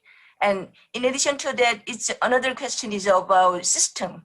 I mean, in Korea, we are like the top performer in terms of ICT education and all those of technological educational technology, but we still have trouble with the future lab, which makes all those make education possible. According to your Nalin's presentation, your school is exemplary, right? What about the situation with the ordinary schools in your country? Thank you for the question. Excuse me. Who is responsible for maker education? That gives me like, that's a big question. And to me as an educator, working for creative education in Thailand for 20 years, and I am still in the path of developing the creative education in my country. This is the evidence that is a long time frame effort of making changes. And this involved a lot of people, but I still remember the time when we get started in 2001. So who is responsible for this? So I would like to get back to the very beginning of this effort. It's a group of Thai businessmen who think that, oh, Thailand, we are in crisis of we do not have competitive, skillful citizen to keep up with the world. Sorry. And we begins with realizing the problems, and then it's just a group of people who actually admit and decided to do something about it. So we started off not, started off with educator. It's just a group of people who think that this is something essential to work on. And then we start a very, very small school. And among those people, we ourselves, myself as a teacher back at that time, I still have a lot of doubts myself, whether this is the right path or is it going to work? Is it good enough to invest my time with? You know, even myself, I am doing it in the field. I still have that question in my head. But the really key change that happened, and that's kind of like the sparking light at the beginning, was the change in students. When students started to responded to teachers differently, they started to ask questions. They started to think creatively. They ask different questions. They are enthusiastic to come to class. They are on time to get into class, and they are very happy to tell stories about what they are doing. That's completely different atmosphere in the classroom or in schools. And that's when we kind of like see the light. Oh, that's the way to go. So my first response would be the change in students. Actually, the first thing that convinced us to put more effort, to spend more time developing this project in the long years. At first I thought it's going to be like 5 or 10 years, like being developing this project, but this is the 20th years, and I still enjoy developing the learning experience for Thai children. So I would like to respond to that question. Okay, thank you very much. We are asking, since you are focusing on the primary education, you don't have any trouble with who is in charge of maker education, but for the secondary education, there is maker education is a kind of a convergence area. You know what I mean? It could be a math teacher or science teacher or engineering teacher. So we are talking about, is it a kind of interdisciplinary subject, or is it kind of a teaching method? So we are wondering where we are these days. Actually, our school in Bangkok, we started from grade 1 to 12. So we combine primary and secondary schools together. It's the 12 years school experience. That gives us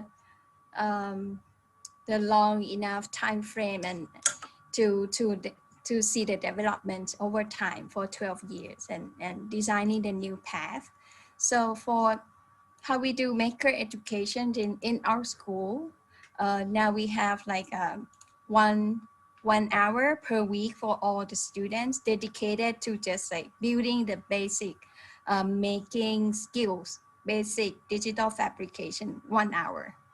So that's the time that we're squeezing everything else a little bit aside and add in the basic digital fabrication. So in that class, students get to do coding, robotics, inventing something, having like it's a skills building class.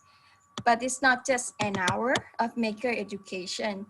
In our system, teachers from other subjects, for example, like languages, mathematics, humanities, social studies, science, they integrate the making process into the learning activity. So I would claim that that's the extended part of maker education. It's not just like 1 hour doing making toys, but it's like spread it out to, so you can see the products from the classroom became something more than just like answers the question in the paper sending back to teachers.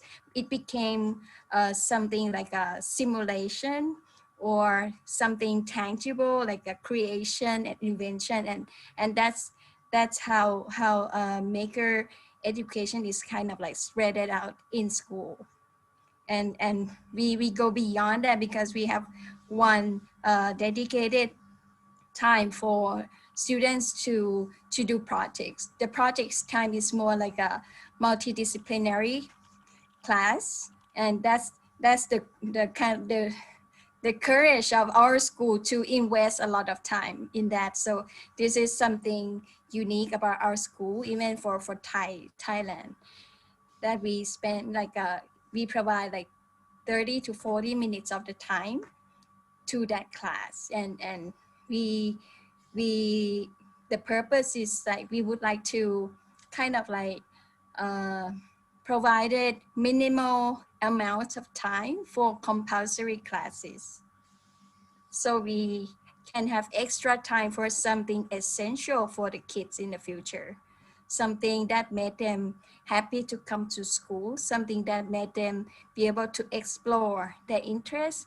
something that made them to learn about other important life skills. So that's the mindset that we have here to run the school. It's not just like running compulsory classes. So that's how we work it here. Okay, thank you very much.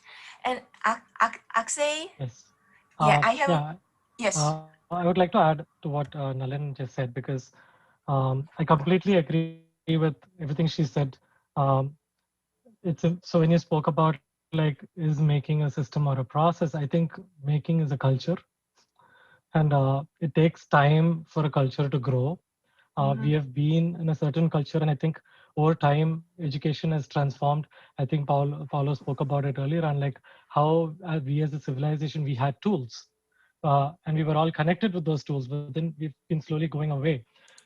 We had a system of artisans, we had system of guilds where communities of people were working together to build things, and they had a sense of pride, and they had a sense of self-esteem associated with what they created.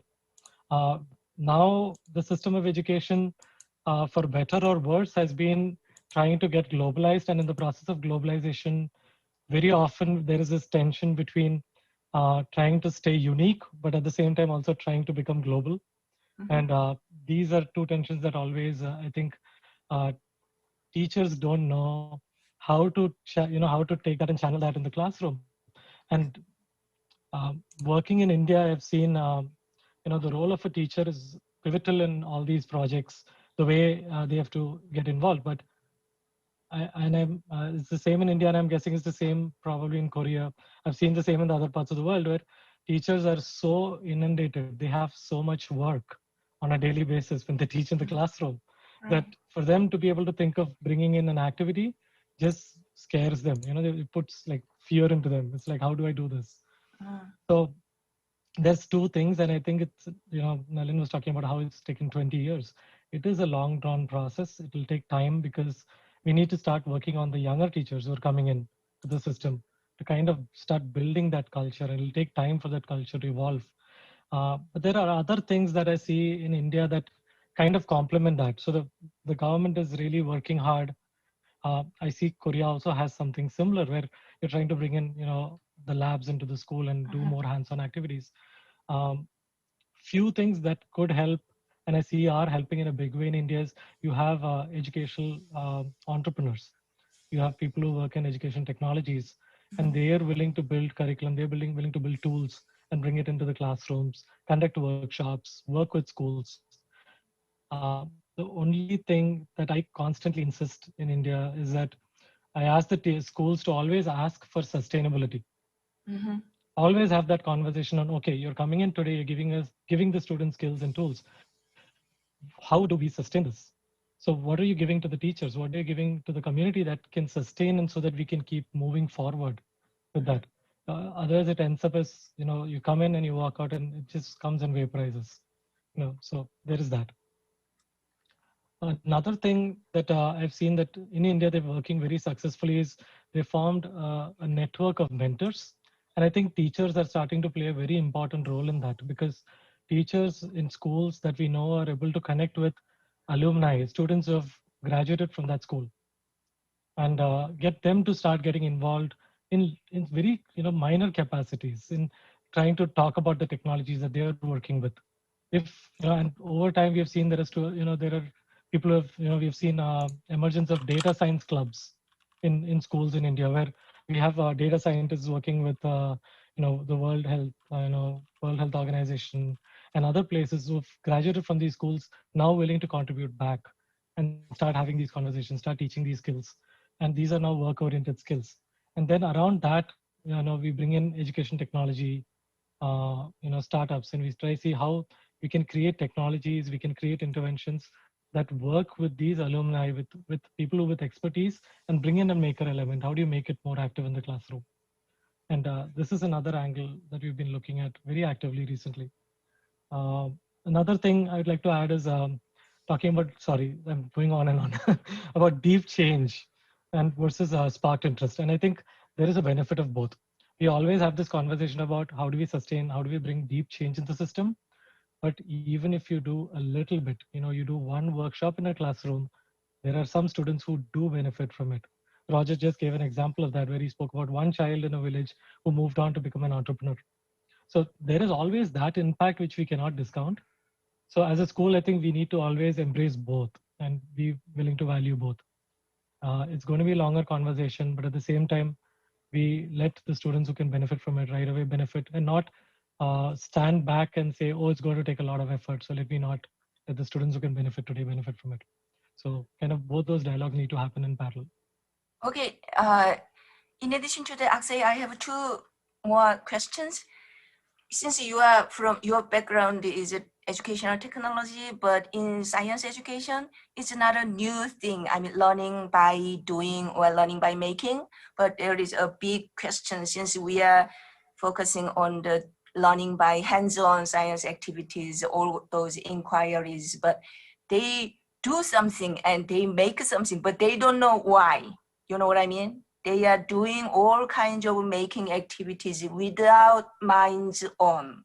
So how can you bridge those gaps? And my second question is, all those global societies about meeting this COVID-19 crisis, how can you dissolve digital divide when you do something with the maker education in your country? I mean, all those disempowered or marginalized kids, they don't have any access to all those facilities or computers or you presented in your talks. So how do you manage that problem? Yes, thank you for that question. It's a very important question to answer. So one thing that I have seen so my background is actually in engineering. So I started as an engineer and as an educator in university. I was teaching in university, and I realized very soon that the university students were very hard to work with, just because they did not come with the requisite skills that could make them good engineers.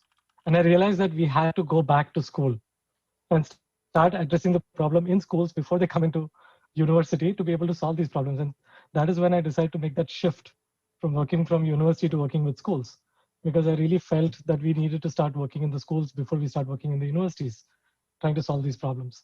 So that said, working in schools, one thing that I've noticed is when you talk about, when you're bringing in new technologies or you're teaching, let's say, hands-on making, even when the students are making any artifacts, there is always that science which is there within it, because anything physical has some element of science, some element of mathematics involved.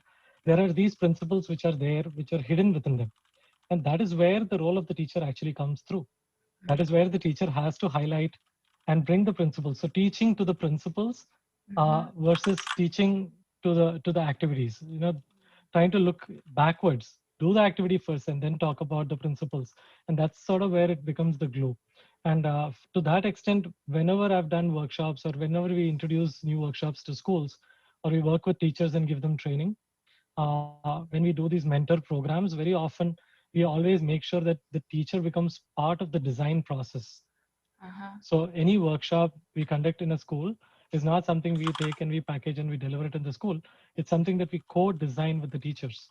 So the teacher brings in their element of of the principles that they want to teach in the classroom into those activities. And that is very important. And that is where I spoke about the sustainability in the last question. So that sustainability comes through those means, trying to create that, trying to bring that involvement of the teacher very early on, not as recipients of these activities, but as co-creators of these, co-designers of these activities. Okay. I think that is very important. It's always a challenge. It's not easy because they also feel very overwhelmed with the amount of work they have. But creating that desire and that need is very important to have to bring that change.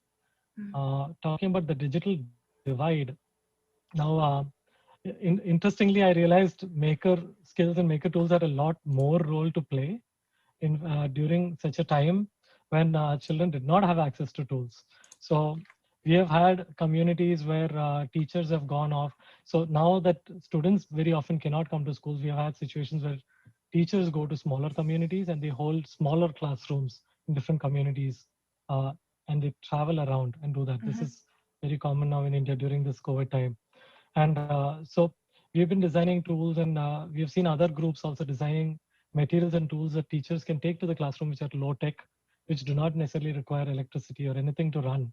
These are simple tools, simple materials that can be used into the teaching activity.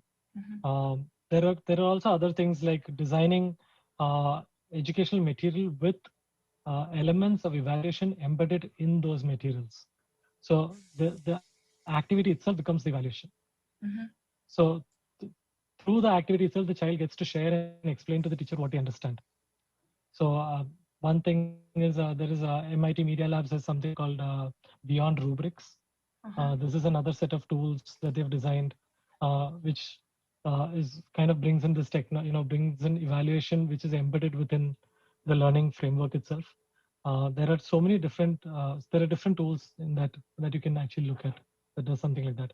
And I think maker skills actually becomes more important and more significant in being able to teach in such a scene where you need to use everyday materials, paper and crafts and other things to be able to convey a message which you cannot do effectively. Even something as simple as having children just create a simple paper set of tools on their desk when you have an online class to be able to communicate your ideas or to be able to show what you're trying to understand. There are so many different ideas like that we're exploring.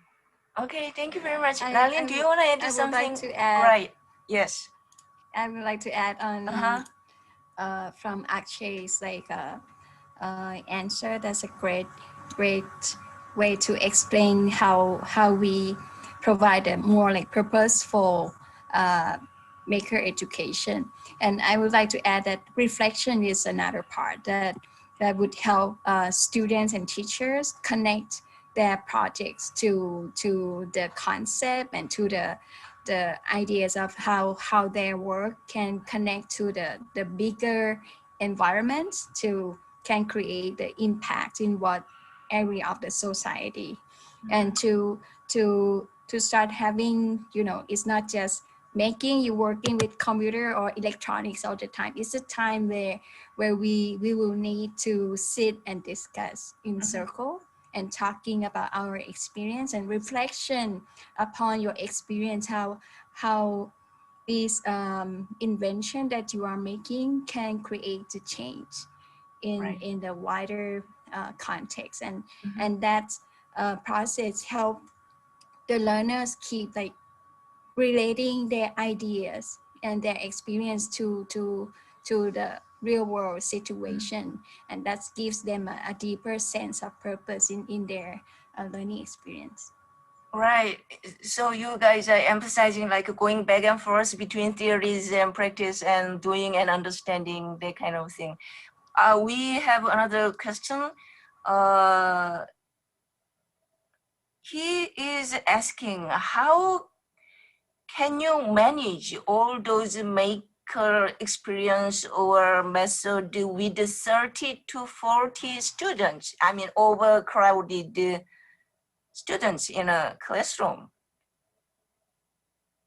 Who could answer that? I mean, how can you do that with 30 or 40 students in a classroom all together? And they have all kinds of, yes. We have like in a Korean classroom. I am working with a group of teachers from Chiang Mai, a school, like primary school in Chiang Mai. So they have a different context that instead of having 25 students per class, like our classroom in Bangkok, they have like 40 plus students in classroom. So it's kind of like at the beginning, it's very difficult for them to think that it is possible in such like differences that we have. But anyway, like after teacher trainings, when we get the teachers like very being inspired, like what are the potential success and how much fun experience in this class could be, like they started to think about how to manage that situation in their own school. So it's not my idea. They came up with the idea that, we can separate, the students to take turns to come to class. So it's more manageable for them to handle students. They started to think how to actually handle the situation by themselves. So the key point that I am delivering is like, it's not a problem of how to make it, but if you really feel like inspired, you feel that this is something great that you would like to pursue, you will start to think about how to make it happen.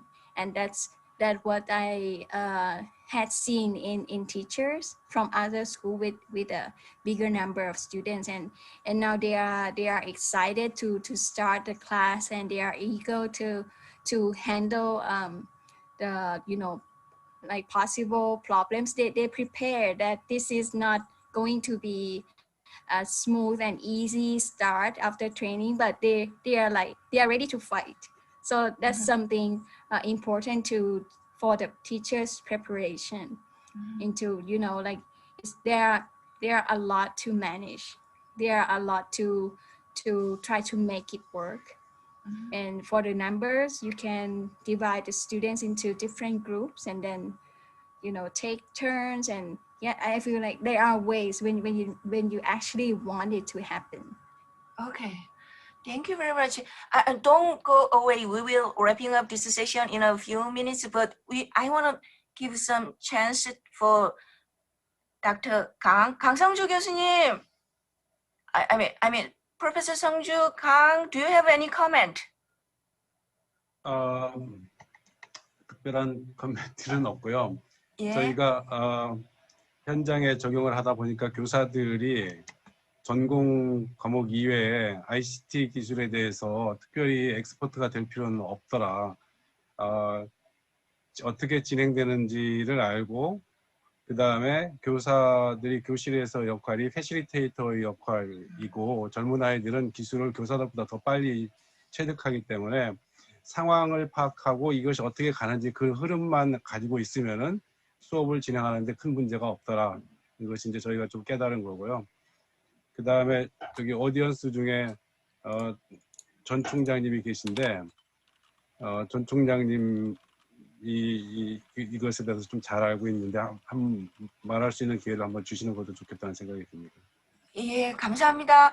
I mean, Professor Kang is commenting that for teachers in Korea, he was inputting all those, practicing all those make education with the college students, and he is currently vice president in this school, and he's saying, do not let the teachers do everything. I mean, young kids are so quick with following up with all those ICT skills and everything, just the teacher to do the facilitating roles. So don't overburden with the roles of teachers when you practice, implement, make education. And he recommended our former president, Dr. Liu. He is mathematics education, and he was putting all rising or asking all those questions for Nadine. So we will, I mean, let him talk, okay? Yes. Okay. Thank you very much for your wonderful lectures. So I learned so many things from you. But yeah, as you know, in our current society, we need new kind of education, right? New kind of innovation, right? Like STEM education and FabLab education, or even AI education. But in my experience, my concern is that I'm not sure, but how to harmonize innovation with tradition. Right. Yeah, my final comment. Innovation should not be foe. Yeah, should be friends of innovation, right? Tradition. So, but in Korea, it is very, very difficult to harmonize innovation and tradition because we have strict management of current curriculum. And we have college entrance examination. Parents and students just focus on college entrance examination rather than innovation. Right. So we have to solve that kind of big challenge. Okay. So continuously we hope to keep in touch with you through email or Zoom. Okay, thank you very much. Thank you very much. I'm sure he will contact you, Nalin and Akshay. And he's saying in Korea, no matter what, it's how innovative or how good it is, but we are not putting some effort unless it is tested or assessed in the matriculation exam. So he's saying we need keep some balancing between all those what we teach and learn and what we assess in the national level of assessment or matriculation exam. Okay, since we are running out of time, do you have any final comment for each of you? I would like to add that having heard all of you speak, I realize that we are all unified with the same kind of problems, although across we're in different parts of the world. Right. The sort of problems we have are the same. So it's the same thing. We are also trying to struggle with trying to match heritage preservation and tradition. And how do you bring that together with technology and advancement? And how do you create that pride for what is there in your tradition, and how do you still hold on to that? And I think it is beautifully put by the other speakers that children have a very important role to play. We very often undermine children in this process of teaching because we think teaching goes from teacher to child, but there's also child to child in the classroom. Children are also teaching each other. There's a lot of peer teaching and peer learning that happens. So creating even that opportunity so a class of 40 may not feel like much if we have half of the children teaching the rest of the half of the children, and they're willing to share ideas with each other, and the teacher becomes a facilitator in the process. So I absolutely am thrilled to have this conversation with all of you. Okay. It's really enriched my experience. Thank you. Thank you. Nalin? Yes, I would like to continue from what Akshay is just sharing. And that, this is a time, especially during the pandemic when students are, at home, and this is clearly shown that we need the self-directed learning skills for all the students to be able to survive. And at the same time, it's not just focusing with just like my own interest, but it's also the skills to be able to connect, to learn with peers and learn with teachers. We create a new learning community where, we involve students in our learning community. It's not just having teachers as the master telling everyone everything, but students became a part of the facilitating resources in classroom. So if we have that kind of like self-directed, but kind of like interconnected a relationship in classroom where they can learn from each other, and also teachers also is a part of the classroom to provide them the second opinions and with our experiences. That's a strong foundation for us to whenever we have to be so disconnected, stay at home, but we still can use technology to connect to each other. But that requires the skills for ourselves to self-learn at home, and the skills to reach out and connect. And that's an essential part of the learning experience for human being. So that's my last comment. Right. I couldn't more agree with you, since in Korea we are emphasizing learning communities, all those collective intelligence and everything. And since we are running out of time, I want to comment Sung-ha Kim.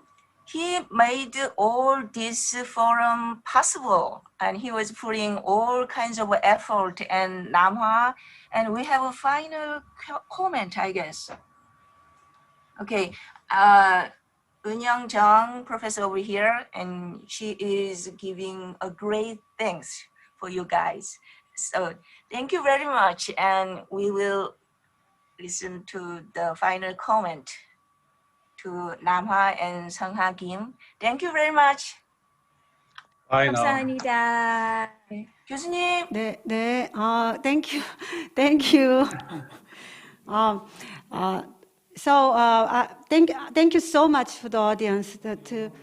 stay with us for this long time from the morning to passing the lunch time. So we are all hungry, I guess.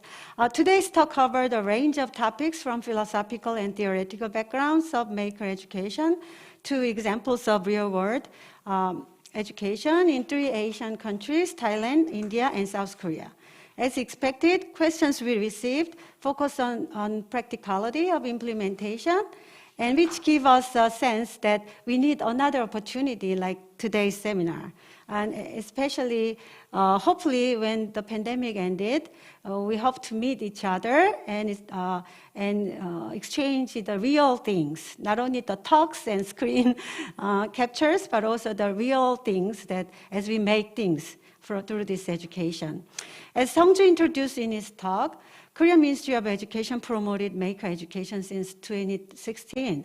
But even before the government involvement, there has been a great deal of grassroots promotion of maker education by teachers. Maker education is a part of major extracurricular activity in schools and is expected to become a part of regular school curriculum in upcoming national curriculum revision in Korea.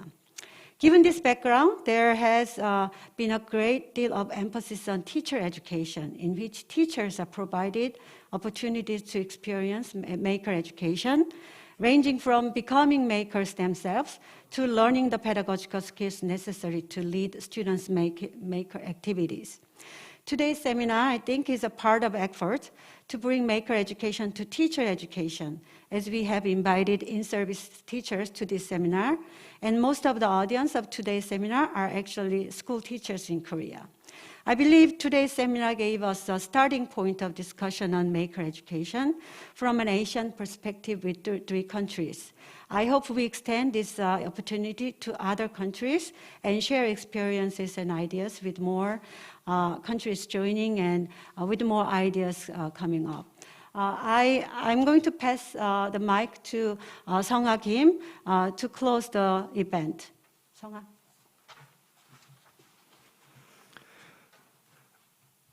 I have a privilege to make a closing statement.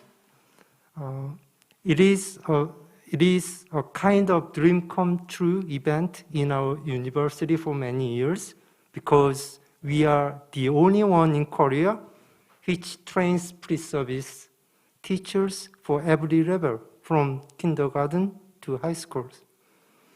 Our motto is teacher of teachers. You can see here, our task for the next step will be how we put various contents of digital fabrication together into our curricula for the free service and in-service teachers.